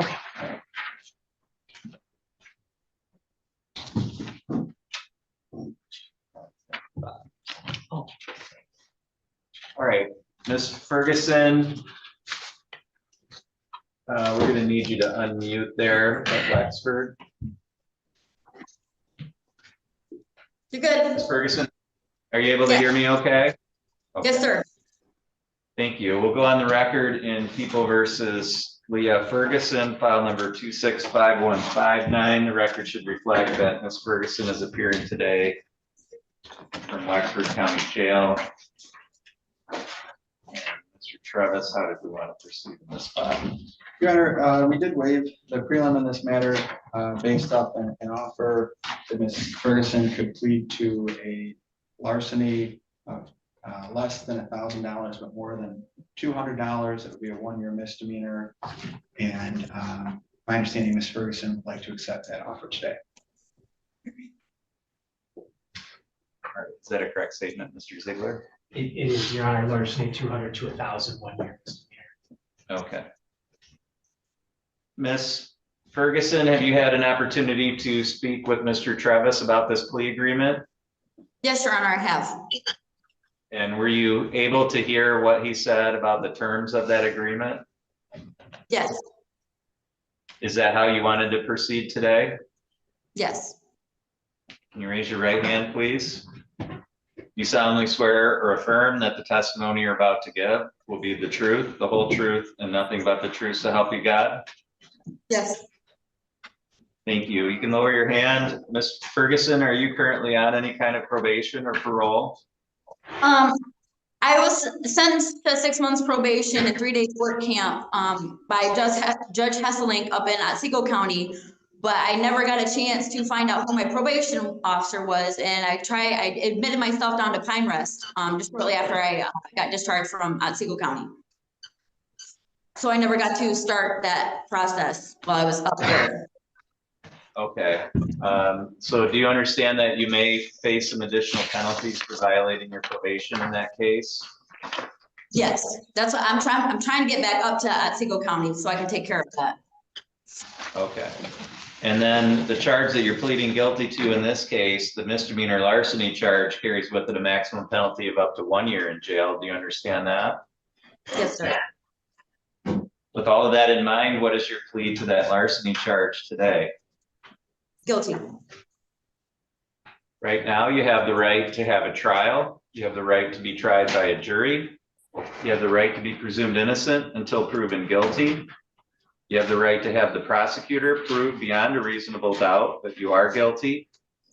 You have the right to have any witnesses against you appear at trial and to question those witnesses. You have the right to have the court order any witnesses on your behalf appear at trial. You have the right to remain silent during a trial and to not have that silence used against you, and the right to testify at a trial yourself if you wanted. You understand all those rights. You understand that you're giving up and waiving all of those rights by pleading guilty. Yes. Also, you don't have an automatic right to appeal the plea that you're making here today. If you wanted to try to appeal it, you would have to ask for the Court of Appeals to hear your case. They could say no, and that would be the end of any appeal. Do you understand that? Yes. Has anybody threatened you with anything to get you to plead guilty? No. Has anybody promised you anything other than what we've said here in court today? No. Is it your own free choice to enter this plea? Yes, Your Honor. Are you pleading guilty because you are actually guilty? Yes. The information I have indicates that this happened back on October 17th of 2025. Is that the correct date? Probably. Okay. if that's what the information says, do you have any reason to doubt that it was in that mid-October timeframe of 2025? Yes, You think it did happen during that period of time? yes, Okay. And at that time, were you present here in Kalkaska County? it was Fife Lake, but yeah, Okay. And did you take a cell phone that belonged to somebody else? yes, Did you have any permission to take that item?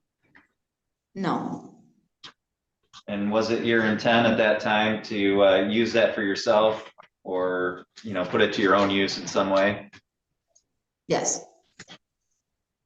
Do you have any reason to believe, or do you contest that that the value of that phone was at least $200?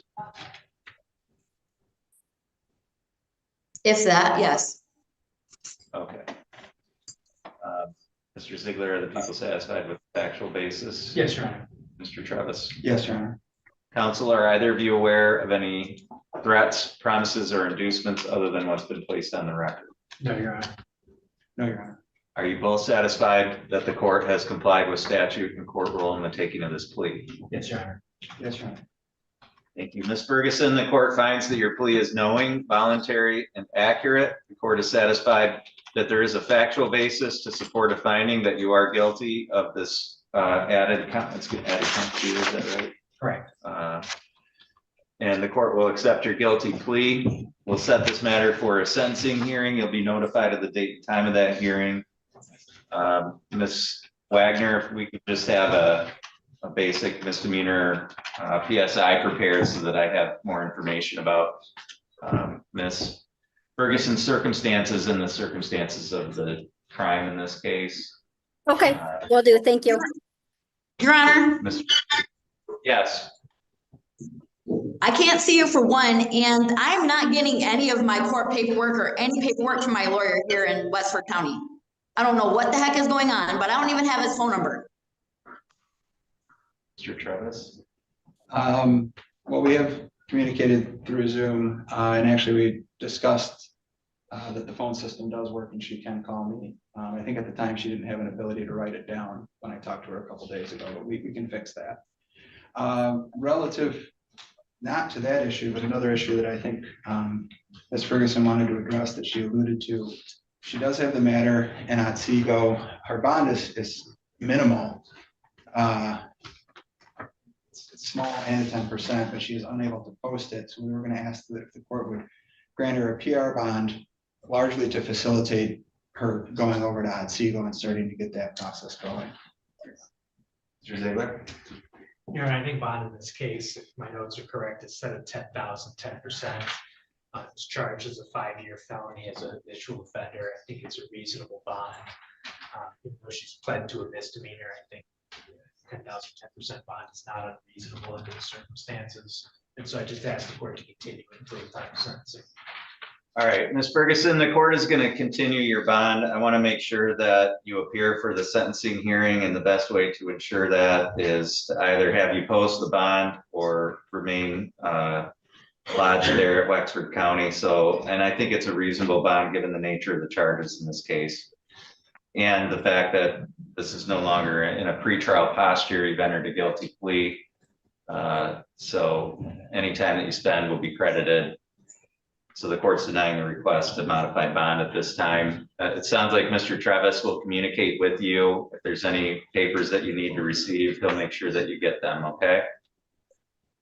Okay, yeah, because I keep asking the corrections officers and the sergeants to provide me with the paperwork, and I'm not getting anything. Okay. All right, we'll make sure you get what you need. And that's all for today. Thank you. Your Honor, Yes. is she lodged in Wexford County Jail or is she somewhere else? Did I miss that? She's in Wexford right now, yeah. Okay, thank you. I will get the paperwork to her there. Thanks. Okay, thank you. Yeah, Miss Massey is out in the hall. Okay, we'll take Ms. Massey's case. May I get the pad code? 750.4. 3, 5, 6, 4, A is an Adam. A is the last digit. A, yes. Letter.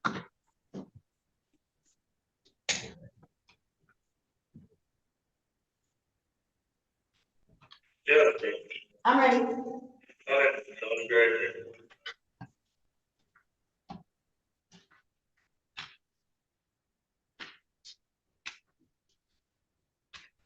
Did you want to address Mr. Willoughby's? If you don't mind. Sure. Okay, we'll go on the record in People versus Willoughby.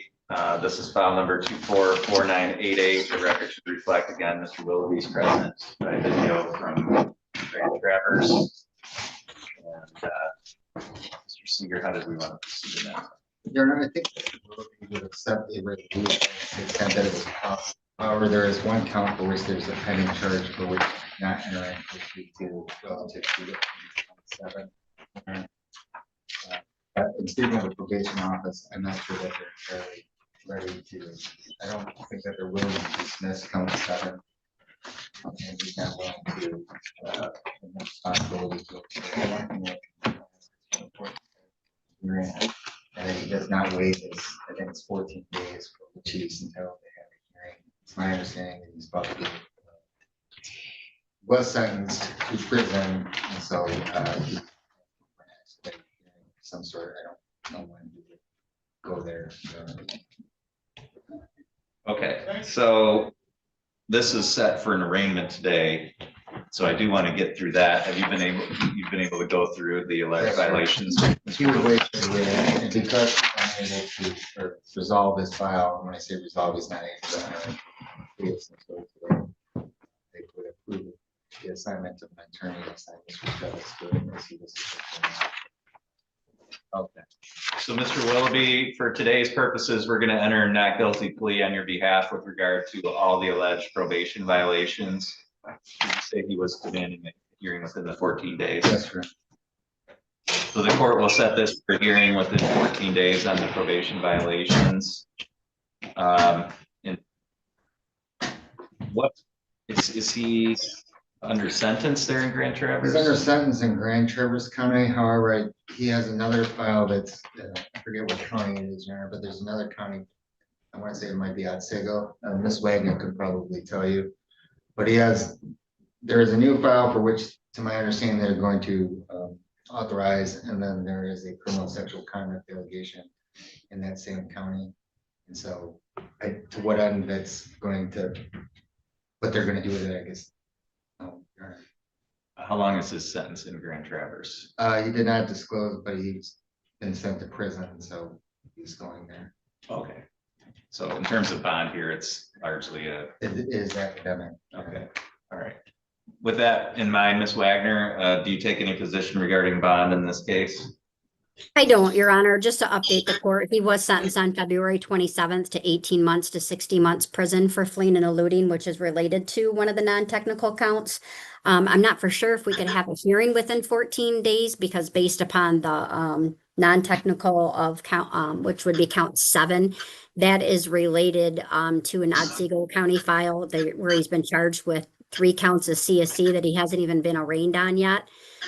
So I would have to ask probably that be adjourned pending the outcome of the Otsego case. That's still pending arraignment, and they just filed charges for a new another felony larceny that I'm waiting to review as well.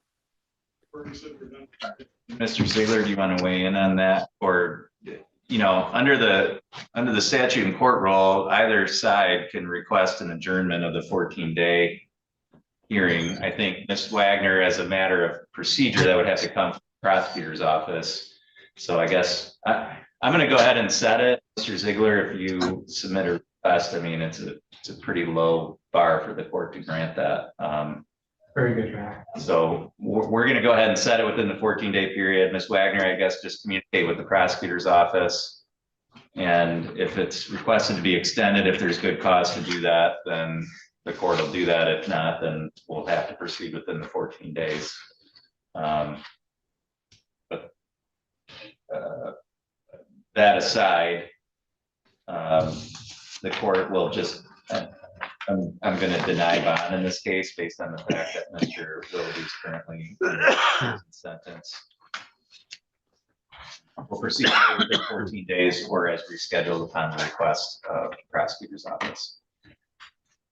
Mr. Willoughby, do you have any questions at all? Not really, no.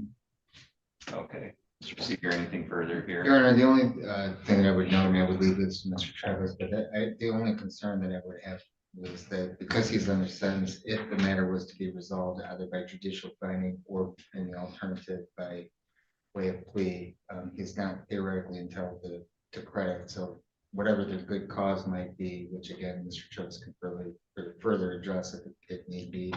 The concern would be that he's not going to receive credit, and there will at least be a period of 30 days from those 14 days, which he would not theoretically get credit. Does not mean that the court might not take into consideration other factors of fashioning a sentence if it found that he had violated his probation. Yeah, certainly that would weigh in his favor of having it in the 14 days, but.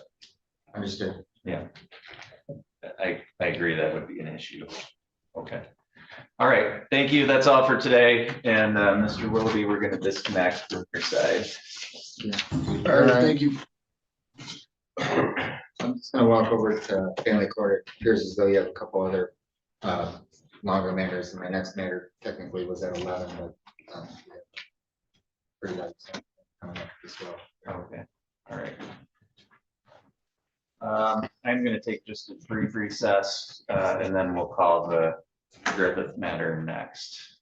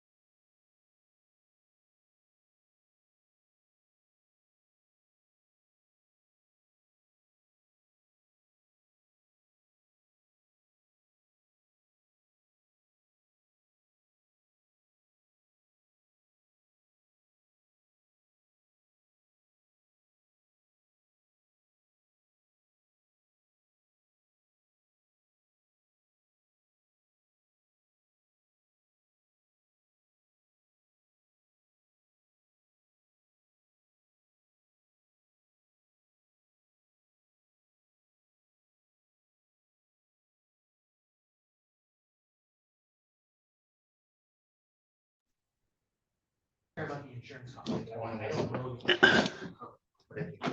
All right, we're on the record in People versus Cindy Massey, file number 255145. The record should reflect Ms. Massey's present here in the courtroom today. If I can have counsel put your appearances on. Ryan Ziegler, yeah, people are. Kyle Travis on behalf of Mrs. Massey. Mr. Travis, how did we want to proceed on this case today? Your Honor, in speaking with the prosecutor, a new offer has been made. And that would be to resolve this case with a use of narcotics plea, which is a 1-year misdemeanor. And Ms. Massey would like to accept that plea offer to resolve the case. Mr. Ziegler, is that a correct statement of the plea offer? It is, Your Honor. Ms. Massey, have you had a chance to speak with Mr. Travis about this plea agreement? Yes. Okay. And is that how you wanted to proceed today? Can you raise your right hand, please? You solemnly swear or affirm the testimony you're about to give will be the truth, the whole truth, and nothing but the truth, so help you God? Yes. Thank you. You can lower your hand. Ms. Massey, are you currently on any kind of probation or parole? Oh, And you said, what is the plea? The one count of the use of a controlled substance, Your Honor, it's a 1-year misdemeanor and or $1,000 fine. Okay. Do you understand that the maximum possible penalty you can face would be up to 1 year and or a $1,000 fine? 1 year in jail. That's the maximum possible penalty. That doesn't mean that's what your sentence will be, but that's the maximum possible sentence. $1,000. Yes. Do you understand that? Yes. With that in mind, what is your plea to that charge today? Guilty. Right now, you have the right to have a trial. You have the right to be tried by a jury. You have the right to be presumed innocent until proven guilty.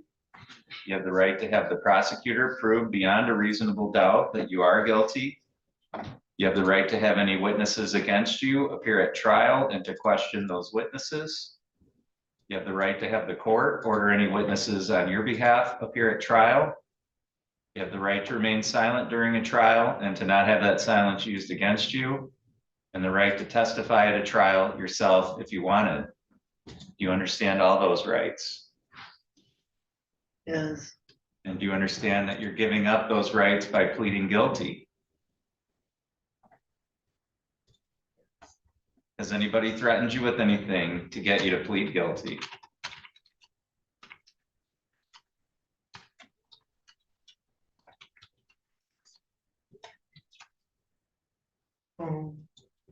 Has anybody promised you anything other than what we've said here in court today?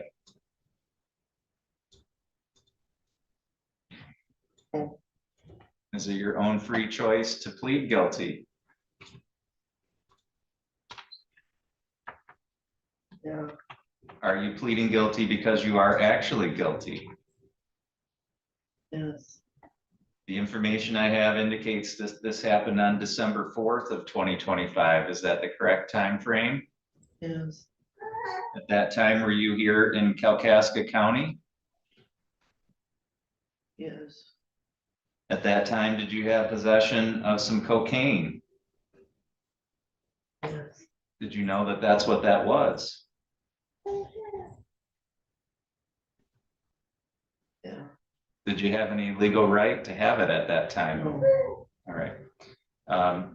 Mr. Ziegler, are the people satisfied with the factual basis? Yes, Your Honor. Mr. Travis? Yes, Your Honor. Counselor, are either of you aware of any threats, promises, or inducements other than what's been placed on the record? No, Your Honor. Are you both satisfied that the court has complied with statute and court rule in the taking of this plea? Yes, Your Honor. Yes, Your Honor.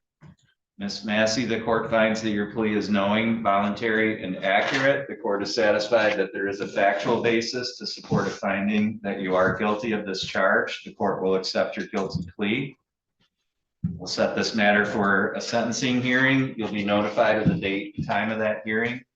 Before you leave today, you need to go next door to the probation office and meet with them. And then just make sure you stay in touch with your attorney. Do you have any questions? No. Okay, Mr. Travis, anything further? Nothing further, thank you. Mr. Ziegler? No, Your Honor. Okay, thank you, Ms. Massey. That's all for today. All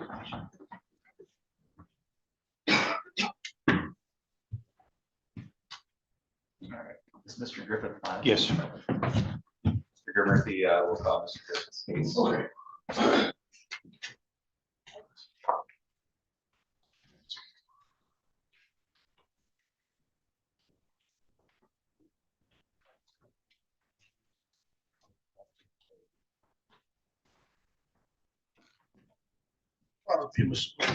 I'm gonna have him go right. You want me to podium? Yes. Come on up here, Mr. Coach. You want me up over here, right? Please. Okay. Come on up here. Sorry. No. All right, we're on the record in People versus Michael Griffith. This is file number 255101. This is the date set for sentencing in this matter. Mr. Griffith, have you had an adequate opportunity to go through the pre-sentence report and talk to Mr. Murphy about that? I have, Your Honor. And first thing I want to address, Mr. Murphy, I did receive a letter from Lakeshore Community Counseling Center. I did receive the risk assessment that you provided. I had a chance to review those documents prior to the hearing today. Were there any other documents or additions that needed to be? The other letters were attached to the pre-sentence. Oh, I did get those as well. Yeah. Okay, thank you. Yes. And then Mr. Ziegler had challenged a number of the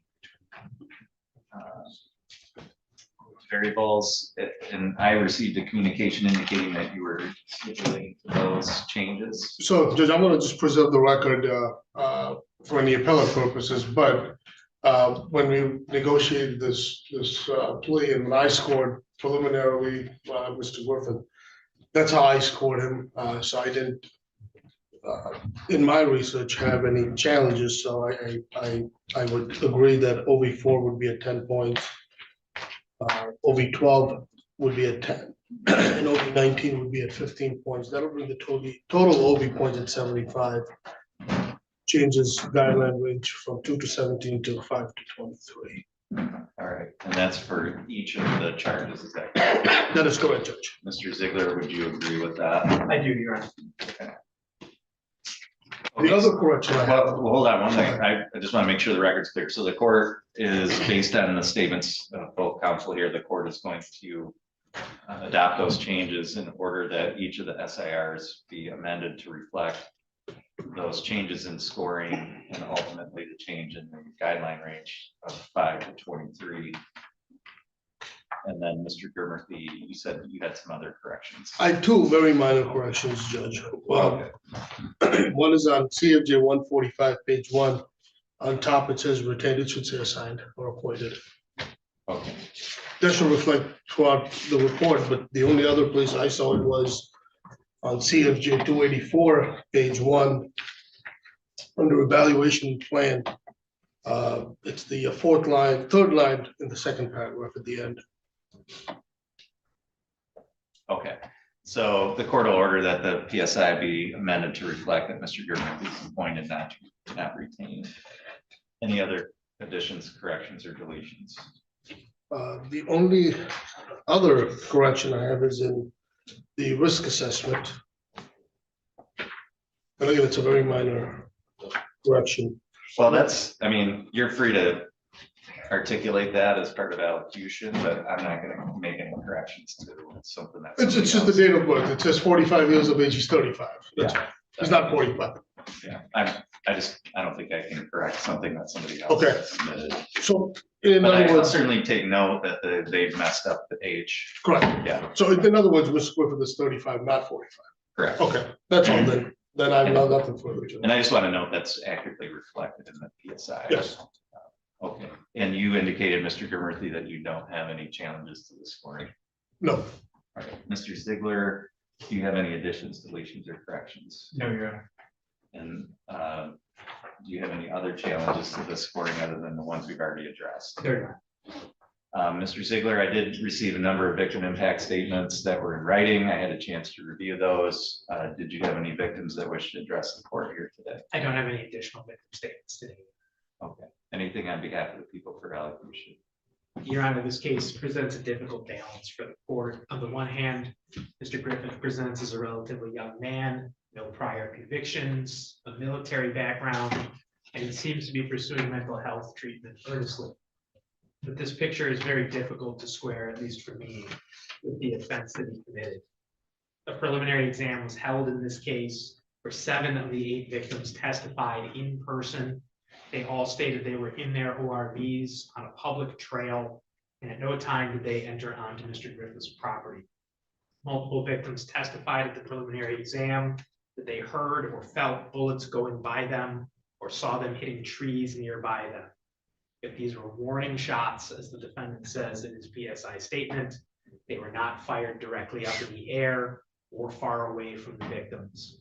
It seems he either intended to hit them, or at least that he intended to legitimately put them in fear of being struck.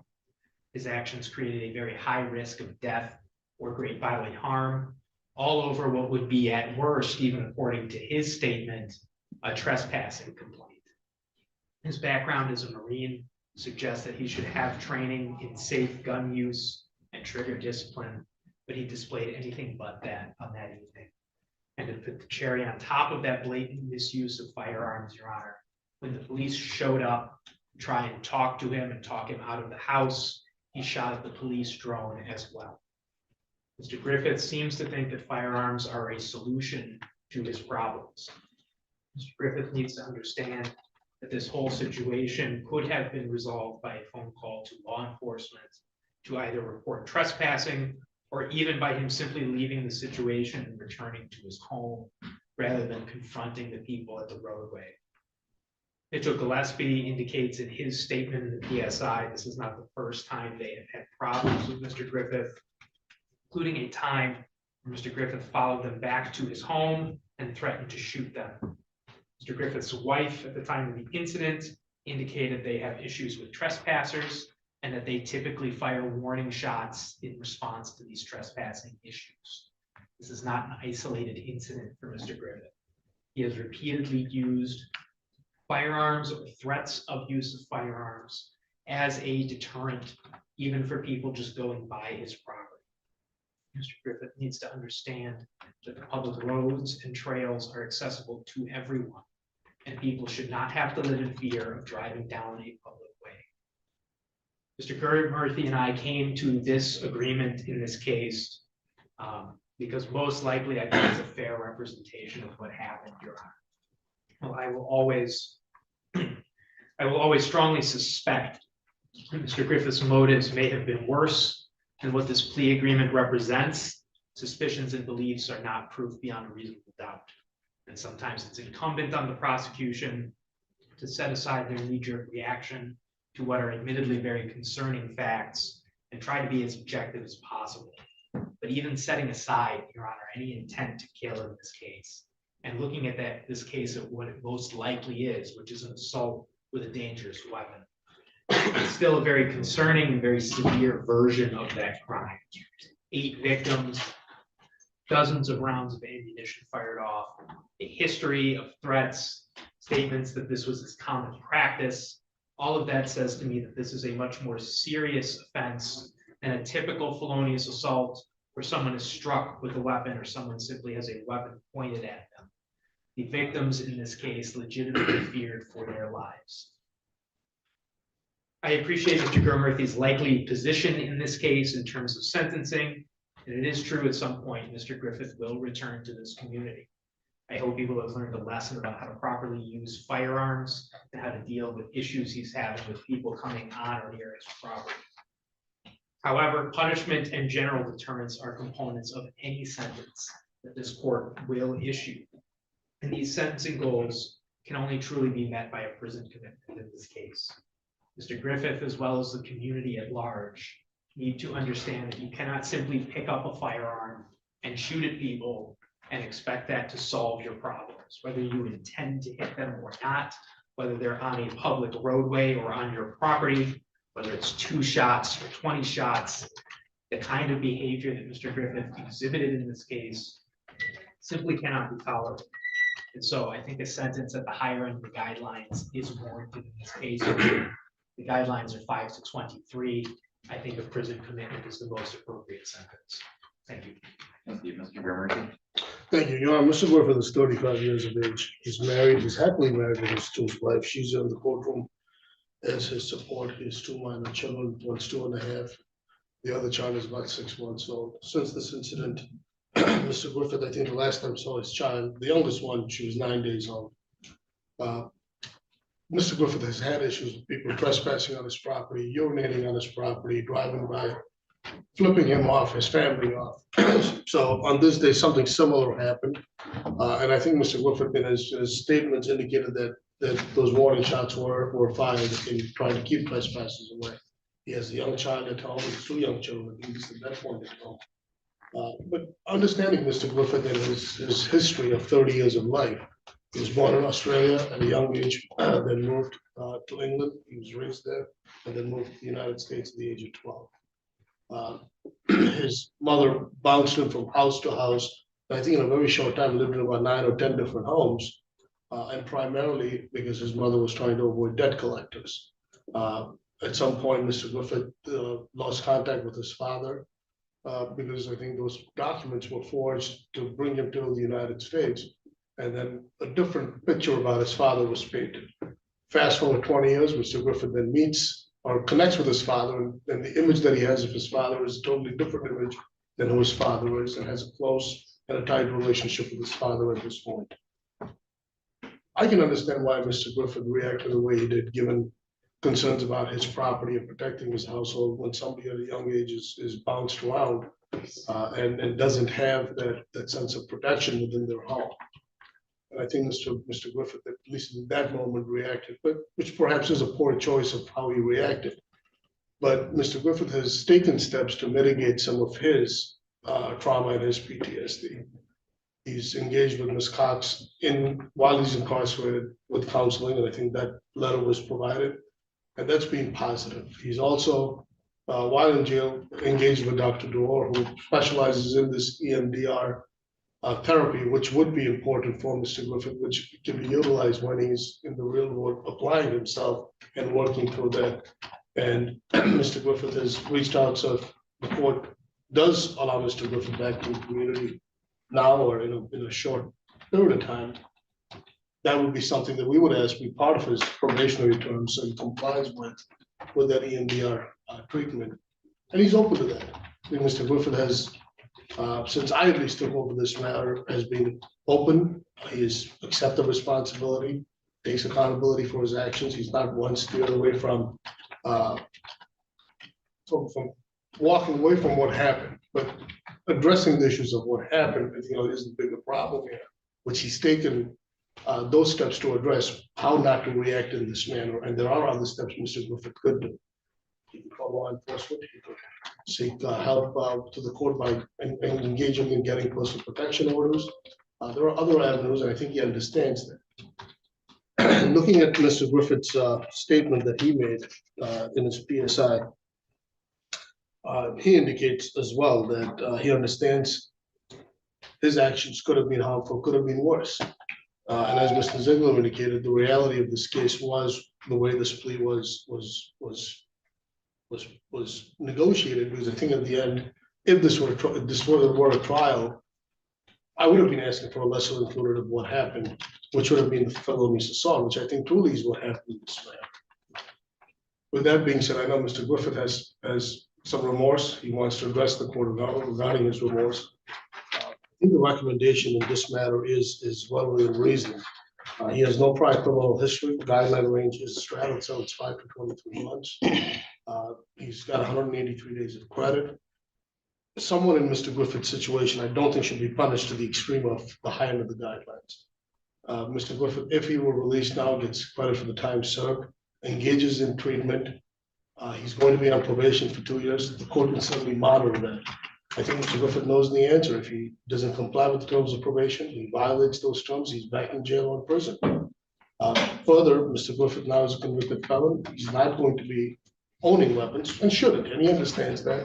So I don't believe there's going to be retaliation of any sort or any other issues that would arise while he's on probation, because Mr. Griffith is motivated to better himself for the sake of his wife, better himself for the sake of his family. The other thing in representing Mr. Griffith, I've realized there is no history of domestic violence in the home. There is no issue of anger. He has a good relation with his children, at least before he was incarcerated, and good relation with people in the community. That tells me Mr. Griffith, when monitored, could do well. He has control over his impulsive reaction. And through this EMDR treatment, he could control and work through the stresses and triggers that he has and how life plays itself out. Mr. Griffith could navigate and manage those things.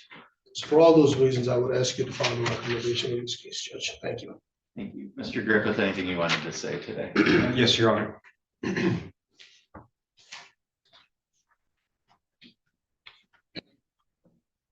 Your Honor, first and foremost, I'd like to apologize to Mitchell Gillespie and their family. Prior to my arrest, I was in a deep hole, and I stubbornly thought that I could get my way out of it just by continuing to dig. After I was incarcerated, my shovel broke, so to speak, and I was forced to reassess my situation and take a new approach. I sought out counseling through CHS, genuinely wanting to better myself and to overcome the issues that I identified. And with the help of the Bible, Amy Cox, and my amazing wife, I was able to identify and address some deep-rooted traumas that I didn't even know I had. I've done everything in my power these past 6 months to better myself. And I've been told by people whom I truly respect that I'm making progress. I feel better and I want to be better. I can't change the past, and I truly regret my actions. I'm going to make every effort every day to continue to be better.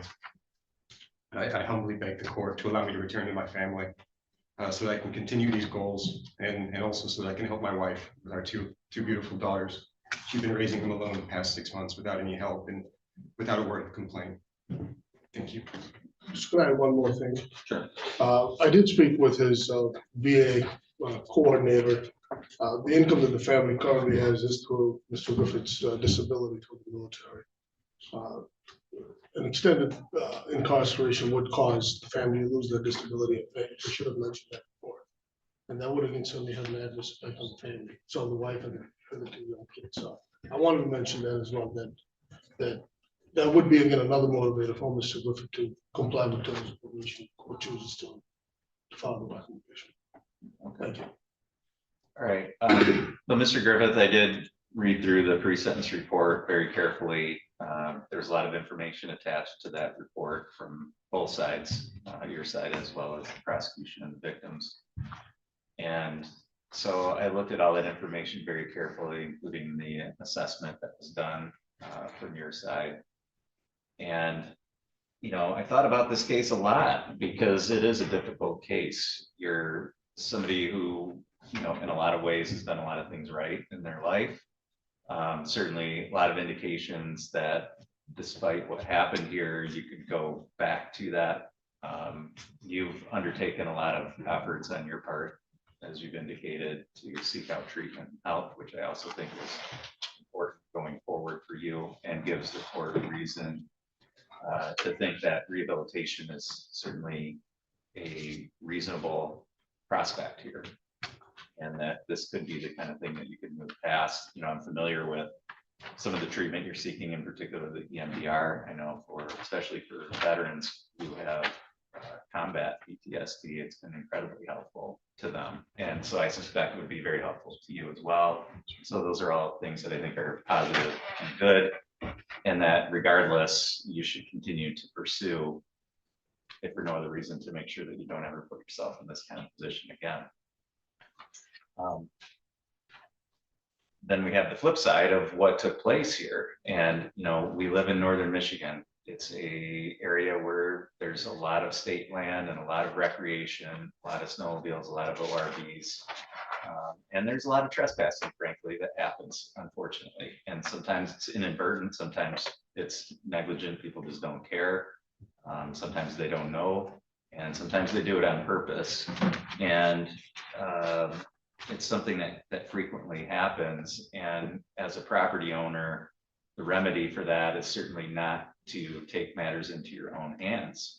And you know, I think about, I've got a friend who has riverfront property and they have canoes coming by from canoe liveries. People are constantly getting out and urinating on their grass, and it's a constant source of frustration for them. And I think when I was reading this, I'm thinking, what if every time somebody got out of their canoe, they pulled out a weapon and started firing at them? I mean, it's ridiculous. There's just, I don't care how many times somebody's come onto your property.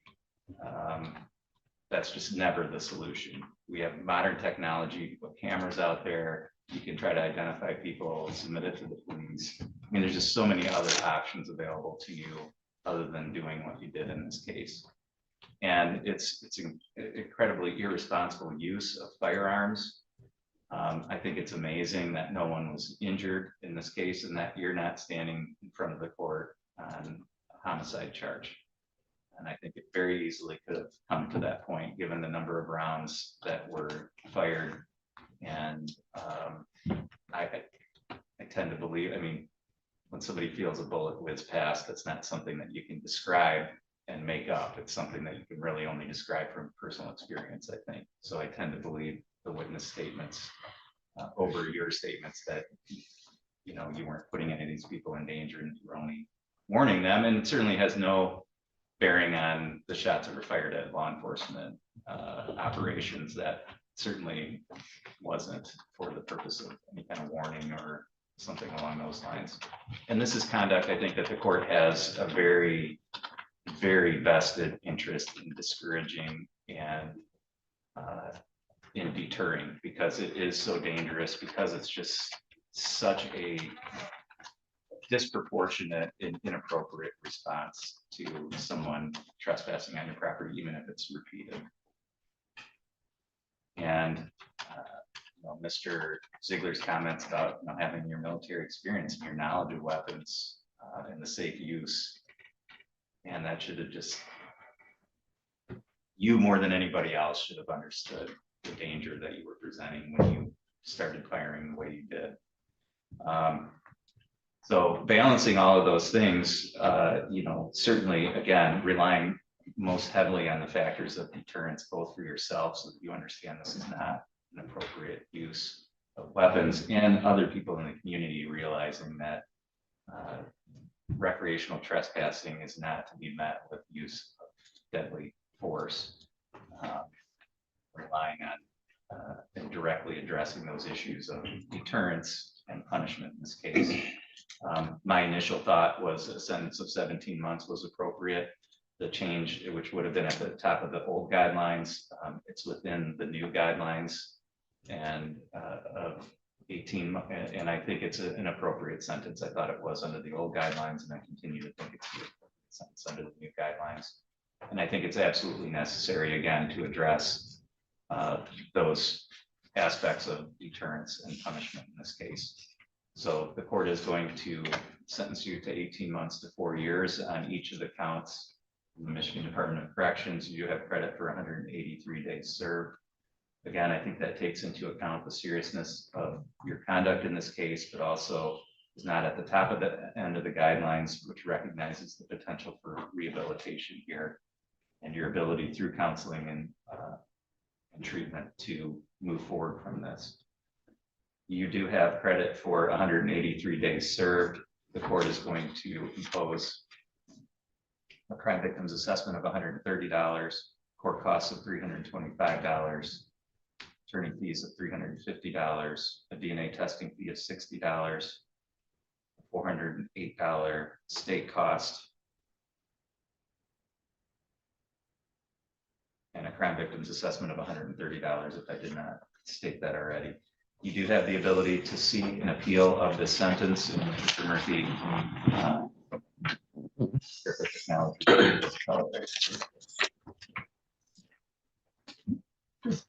those counts to be served concurrent to each other.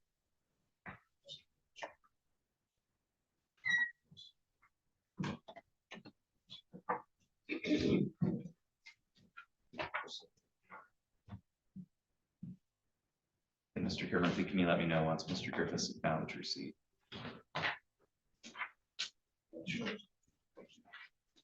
Thank you, Mr. Griffith acknowledges receipt of his account paperwork. Thank you, Mr. Griffith regarding any custody of the state of consent.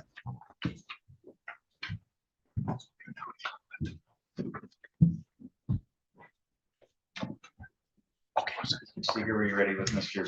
Bishke's case? Court calls people versus Nicholas Mr. Bishke. This is file number 255135. This reflects Mr. Bishke's present here in the courtroom today.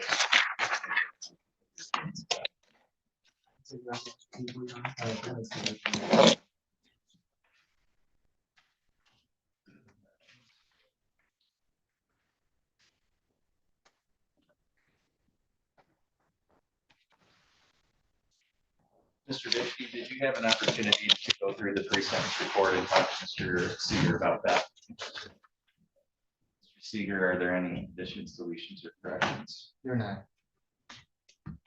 I'm meeting for one side. All right. Mr. Ziegler, do the people have any additions, deletions, or corrections? No, Your Honor. Do you have any victims that wish to address the court today? No, Your Honor. Anything on behalf of the people for allegation? Your Honor, Mr. Bishke is before the court for one count of aggravated domestic violence. He has a history of domestic violence and drunk driving. Mr. Bishke has a problem with alcohol. Apparently, his prior terms of probation, 2008, 2011, 2019, were not successful in addressing this issue. I agree with the probation officer. Well, another term of probation would be beneficial in this case. A term of incarceration is also warranted. It's notable that he's already on bond for a domestic violence against the victim, and that he refused to come to the door and tried to hide from the police when they came to talk to him. You also note that in this case, Your Honor, the injury was quite severe. With EMS, this is from the police report, when EMS arrived to treat Ms. Martini, she did not wish treatment and asked sarcastically, "Am I going to die from it?" And EMS responded, "Actually, you could." EMS said it was the worst head injury they had seen in a very long time. Ms. Martini required several staples in her head to help repair the damage. I've seen the photographs and I can say that the gash through her head was significant, Your Honor. I'm sure Mr. Bishke will say he did not intend to cause that kind of injury, but I think that misses the point in this case, Your Honor. You have a track record of being intoxicated, you have a track record of domestic violence, you are on bond for domestic violence, and then you have further contact with the victim, you do an argument with the victim. It does a little to help your case that you didn't intend to cause the particular injuries that actually resulted. This is the danger of mixing alcohol and domestic violence. It doesn't happen that these kinds of injuries result in every case, but it is a danger and it does happen. And now Mr. Bishke has to face the consequences of that. This is a misdemeanor, Your Honor, as far as I can tell from reviewing the PSI. Mr. Bishke has never spent any lengthy amount of time in jail. I think under these circumstances, some upfront jail is important to impress upon him the serious nature of his actions and the serious consequences that those actions have, not just for him, but for the victim as well.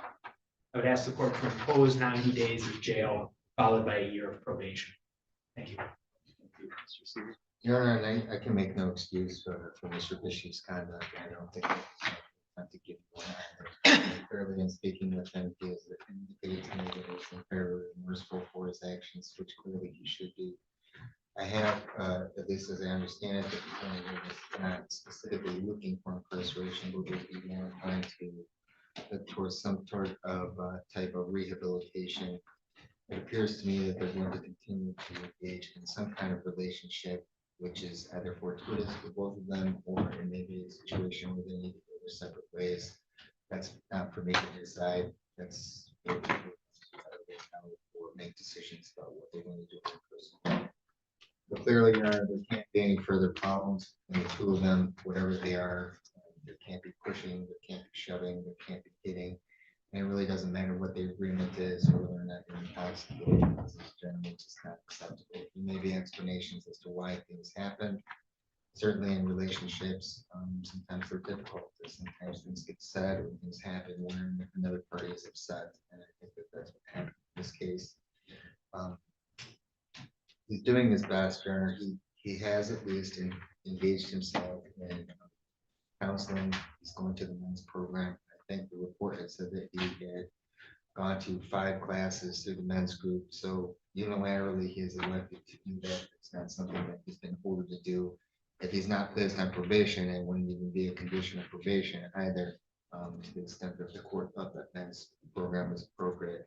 Traditionally, in situations where it's domestic violence, even in a domestic violence second or something of that nature, the court would probably require you to do some kind of counseling of some sort, which he's already engaged in, which I think is a benefit to him and hopefully his significant other, in as much as if they continue to be a couple.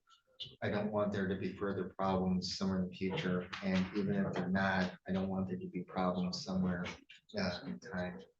I do agree with Mr. Bishke that, you know, he's not diminishing that he did in fact push his significant other. He's not diminishing that he is the cause of her injury. But I don't think that that was his specific intent to cause harm to her in the manner in which she received it. And not diminishing that harm resulted as a direct and proximate cause of his actions. But I don't think that that was his specific intent. But it's unfortunate that he put himself in a position where his significant other could be injured, and he has other responsibilities to the family. The long and the short is, Your Honor, he's hopeful that the court will give him another opportunity, at least as I understand it, the complaining witness wishes him to have another opportunity. I recognize that he needs to change his behavior, and he likewise recognizes that he needs to change his behavior. And the one way that people are able to do that is considered counseling. It's not a felony. It is a misdemeanor. I'm not diminishing its importance, much like I wouldn't diminish it, the drunk driving second that's been reduced to drunk driving third. But I do indicate, I would say that counseling, generally speaking, whether it's a substance abuse problem or a domestic problem, is generally in society's best interest. It's generally probably in particular individuals' best interest. And this is not headstrong about wanting incarceration. Perhaps this is the last stop for Mr. Bishke, where he receives the ability to be placed on probation, with the understanding that he needs to engage himself in counseling. To the extent that the court was going to put him on probation, perhaps the court could, as it does in other files, hold a certain amount of jail time over his head to the extent that he's not successful on his probation. If he has a substance abuse problem, which might include consuming alcohol or domestic issues, if he's not engaged in his programming, if he has violations relative to drinking or using drugs, then perhaps the court is in the position to give him whatever jail time it is without passing go relative to but he does accept responsibility for his own actions. He's just asking the court for one final opportunity. He recognizes that he's put himself in this position. He says that he's truly remorseful, because I really do think he is remorseful, because again, we do not diminish what happened. But I think that self-reflection is perhaps a changing point for him, and he's continuously contacting me. He's contacted me probably more than a lot of other clients, expressing his remorse and wants to change. So hopefully we'll be able to do that. I think the first component of telling is that he's attended 5 or 6 men's groups programming, which I assume that if he had no intention of changing, he will. Thank you. Mr. Bishke, anything you wanted to say today? I'd like to address the court by saying I'm very sorry to Ashley Martini, also to the court for using my actions. I'd also like to say sorry to my mother. Children who are 12 and 8 years old. I have been living at her house for the past 4 months, and it's become a burden on her. I am remorseful, and I'm holding myself accountable for my actions. It will never happen again. I take responsibility for what I've done to Ashley. I am not a public threat. This experience has been a wake-up call for me. Since this has happened, I've enrolled myself in Gillespie counseling that I have attended 6 weeks now, every Monday. I've also had 6 urine screens that I have returned with negative results. I have never missed a court session. I have full-time employment. My child support is current. as I have my children Sunday through Friday as a single dad. I have a mortgage for 13 years.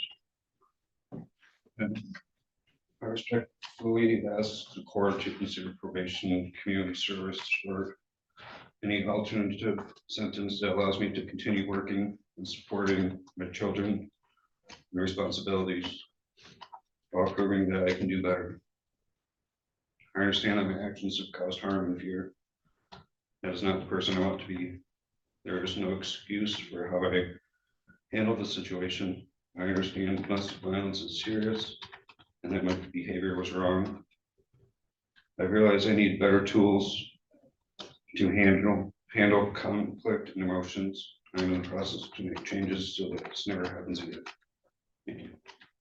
All right, Mr. Bishke, I did review the pre-sentence report. I'm familiar with what happened in this case. There's a very detailed description in there about the injuries and the circumstances that resulted from your conduct here.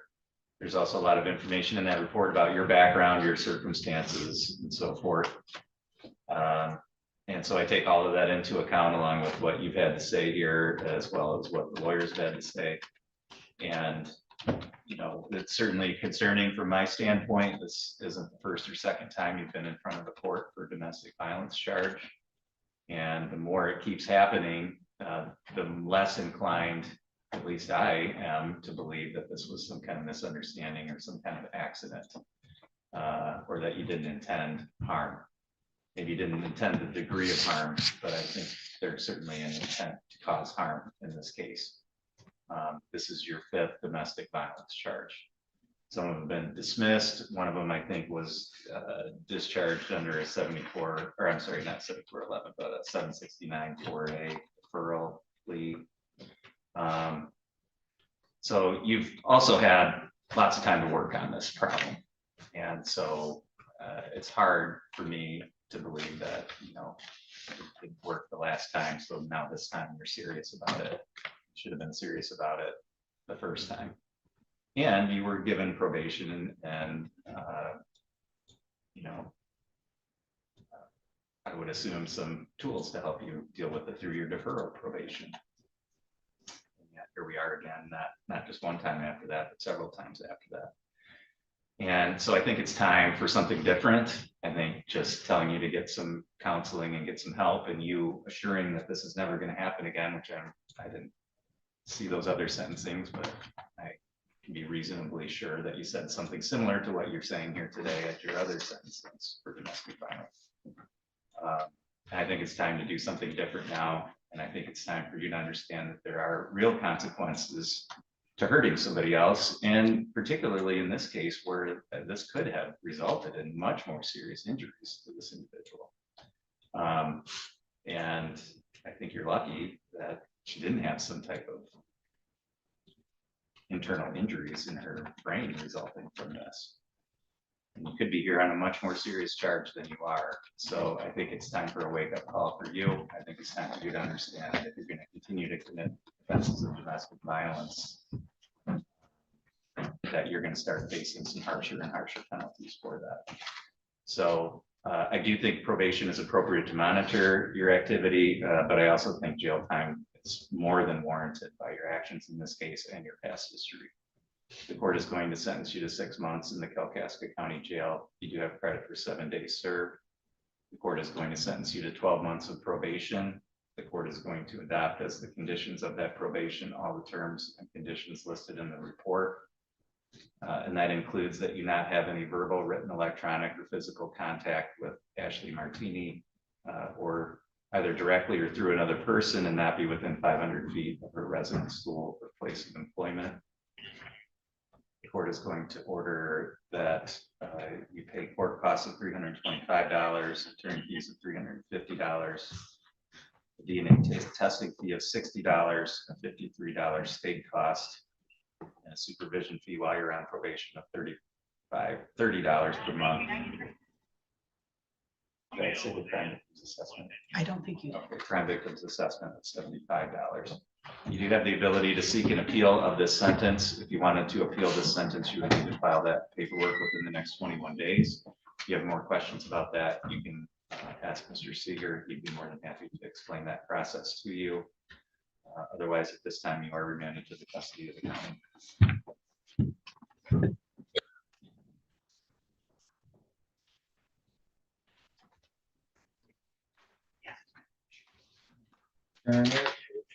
Yes.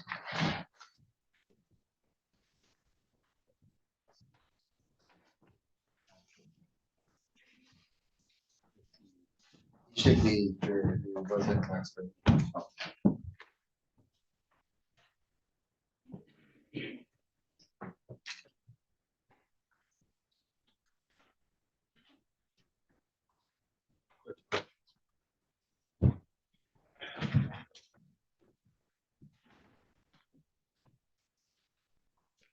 Bring one down. Bring one down.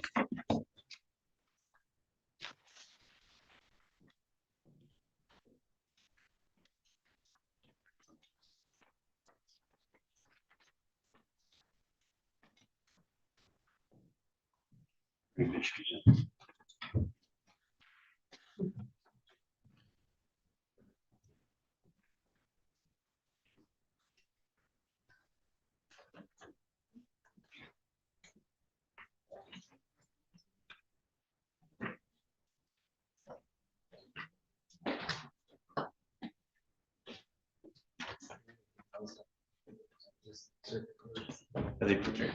Construct? Mr. Construct. Exciting. Sorry. Don't forget.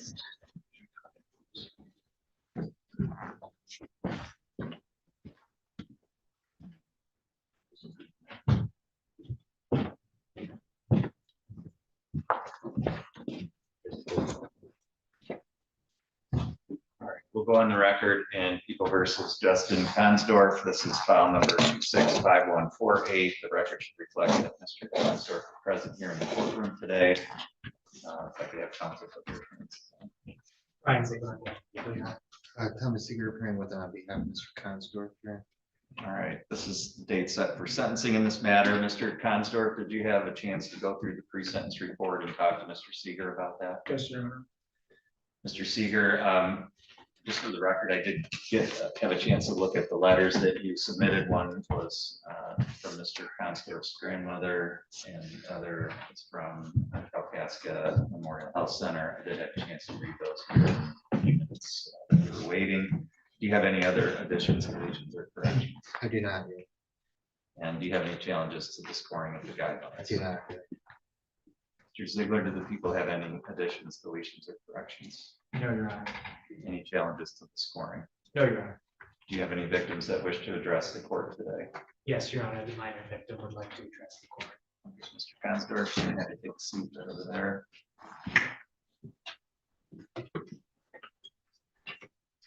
All right.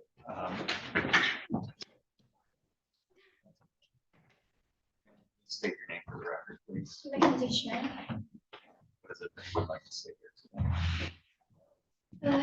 Your Honor, the incident between Justin and I affected my sense of safety, trust, and emotional well-being. I've struggled to process what happened, and I've struggled to feel safe. I want to be clear that his actions were not okay. I understand that he is dealing with personal and mental health struggles, but that does not excuse the impact this incident has had on me. I thought he was going to kill me, and I'm lucky that I got help when I did. Through this process, I have not felt he feels remorse for his actions. Every time I look at him, I see anger. That worries me. I am concerned that when he gets out, he will try to take that anger out on me. That fear has added to the emotional toll that this has taken on me. I do not wish suffering upon him, but I respectfully ask that it is required that he has to complete some form of batterers intervention classes or anger management courses before he is allowed back in with the public. I believe these steps are necessary to promote real change and ensure safety moving forward. I am not just here speaking for me, but also for the next person he gets into a relationship with. I don't want to see another woman become the victim of abuse. My hope is this leads to growth and rehabilitation, but most importantly, I want to feel safe. Thank you for allowing me to speak. Yes. All right, Mr. Consdorf, you can come back up to the podium, please. Mr. Ziegler, anything by way of Your Honor, I would support the recommendation on this case. This is a deeply troubling case where the defendant, upon being refused sex, choked his girlfriend, groped her, and made threats to quote, put her in the ground. The sounds of the victim being choked and threatened by the defendant were recorded by the victim, and I have listened to that recording more than once. It's very troubling, and whatever the defendant would say about what he did or why he did it or why he said certain things at that time, he must understand that his behavior is not just inappropriate, but abhorrent. I've spoken to the victim in this matter, and the court's heard from her today. She's very intelligent and articulate for a woman of 17 or 18 years of age. She's been very understanding of the defendant's circumstances. She believes the defendant needs help, he needs counseling, but he also needs accountability for his actions. I think this plea agreement and the recommended sentence does a good job of balancing the need for punishment and deterrence with the fact that Mr. Consdorf still is going to have a future ahead of him, and hopefully we'll be able to learn from this incident. I think the recommendation of upfront jail, given its guidelines, is appropriate, it makes sense. I think a lengthy term of probation in this case also makes sense. He will avoid the sex offender registry, and if the court adopts the recommendation, would avoid prison, but he would still face significant consequences. He would still be monitored for an appreciable time. He would still have to complete all the goals of his probation.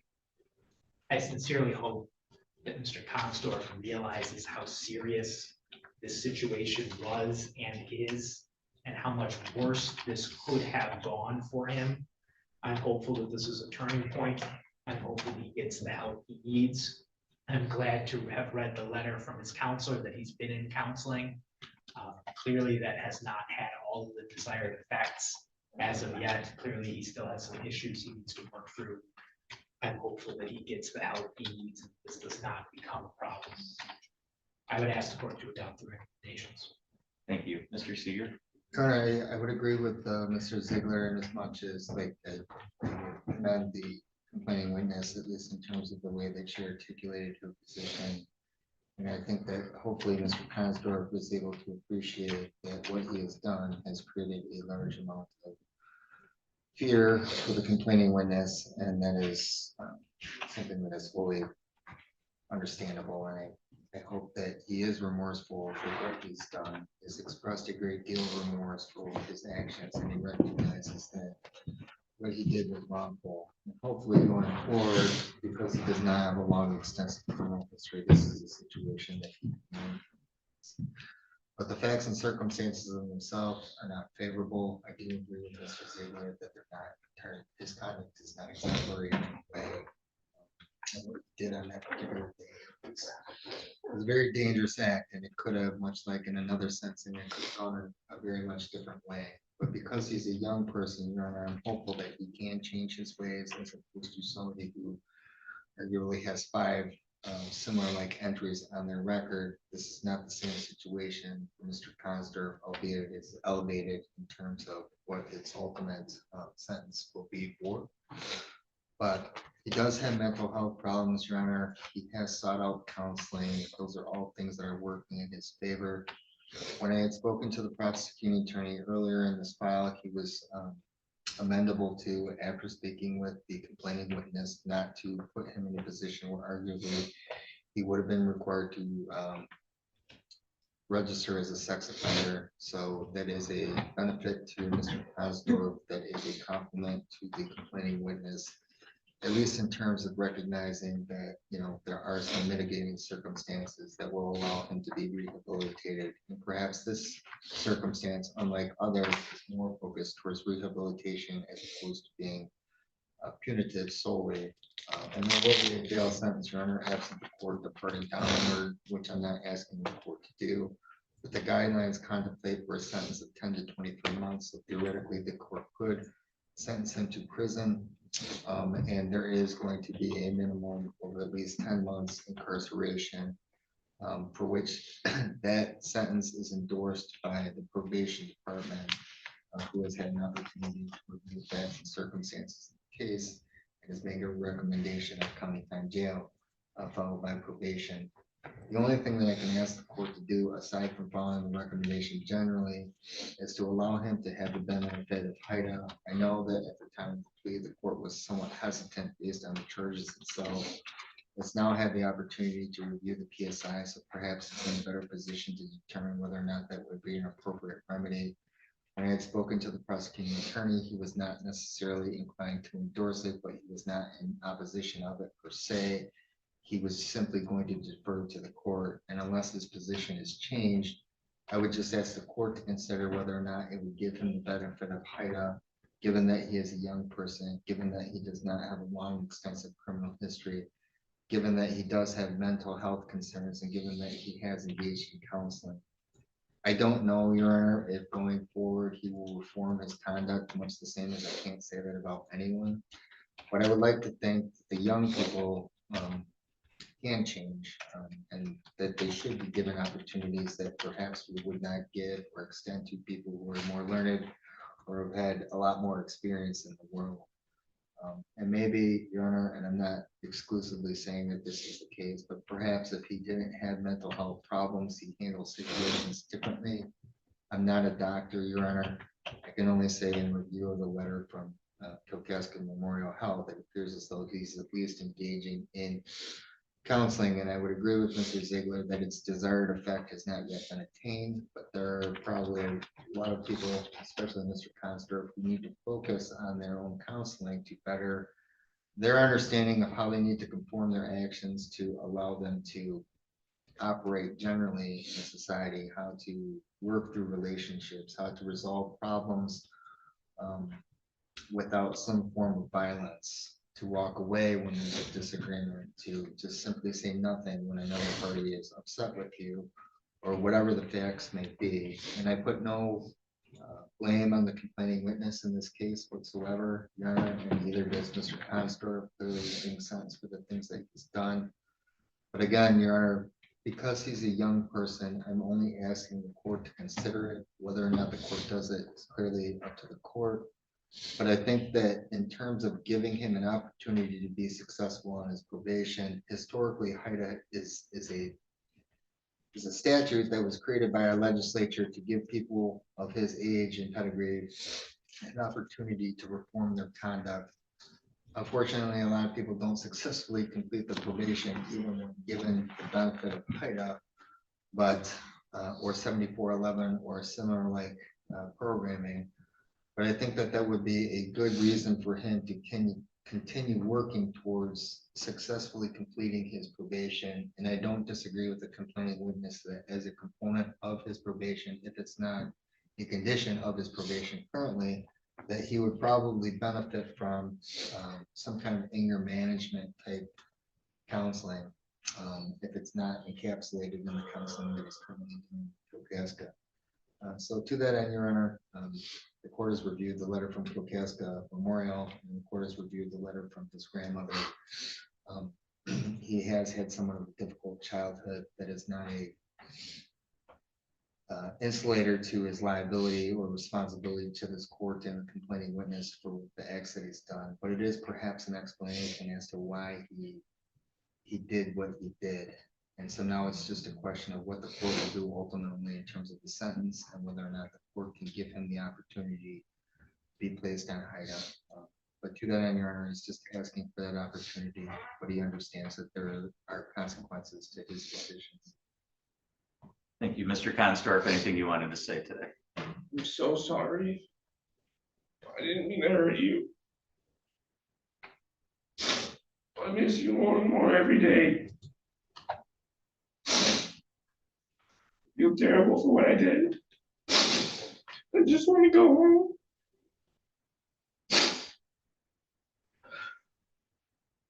All right, Mr. Consdorf, I did read through the report, so I'm familiar with what happened in this case. There's a lot of information in that report about the details of this incident, including a recitation of the recording that was made.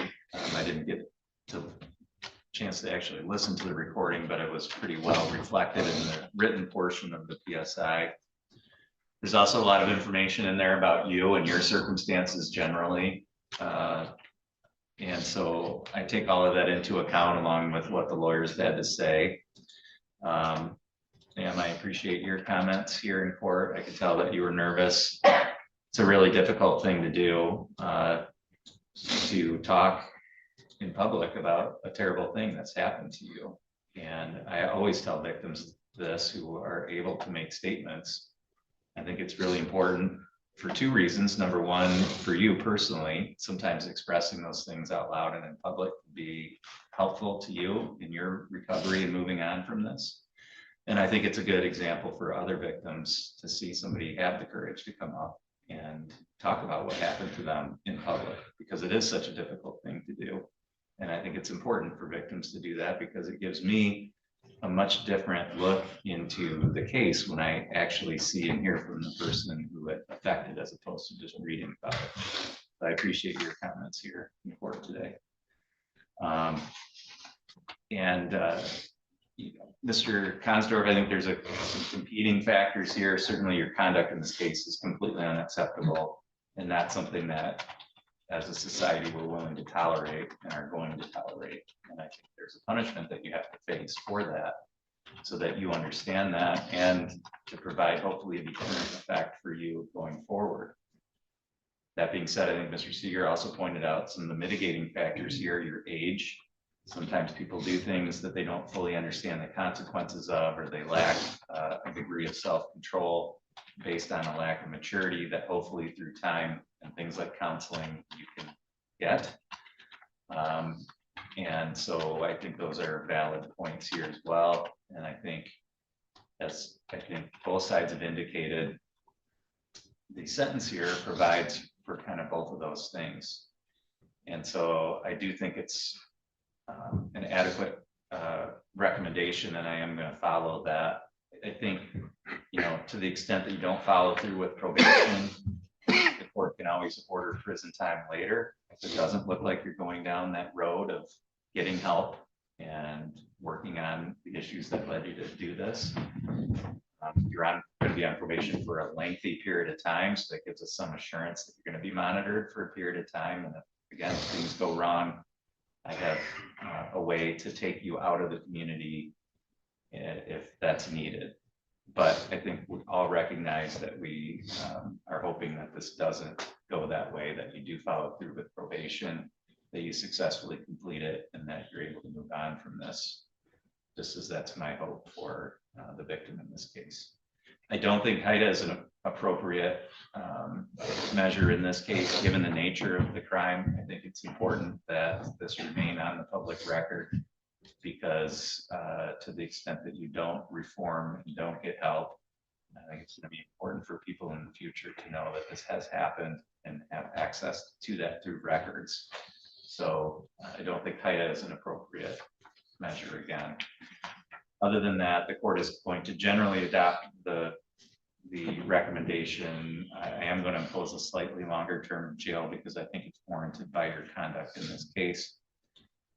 But the court is going to place you on probation for a period of 36 months. The court is going to adopt as the conditions of your probation all the terms and conditions listed in this report.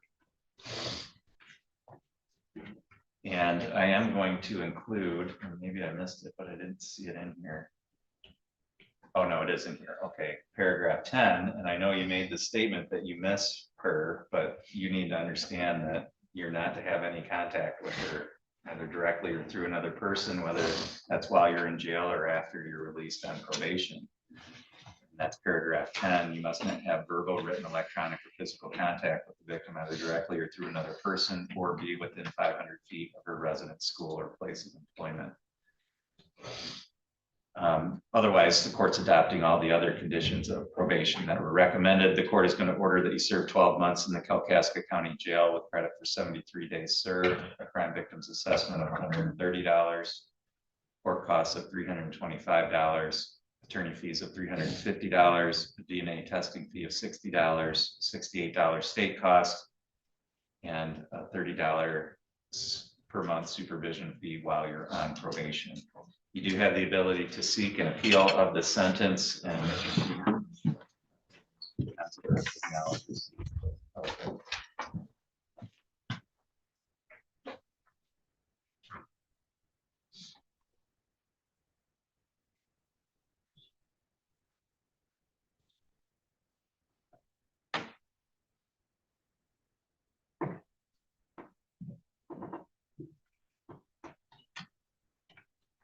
For the record, restraining a copy. of the Did you want those letters attached to the PSI? Yes. Thank you. Mr. Contractor, you are admitted to the custody of the county at this time.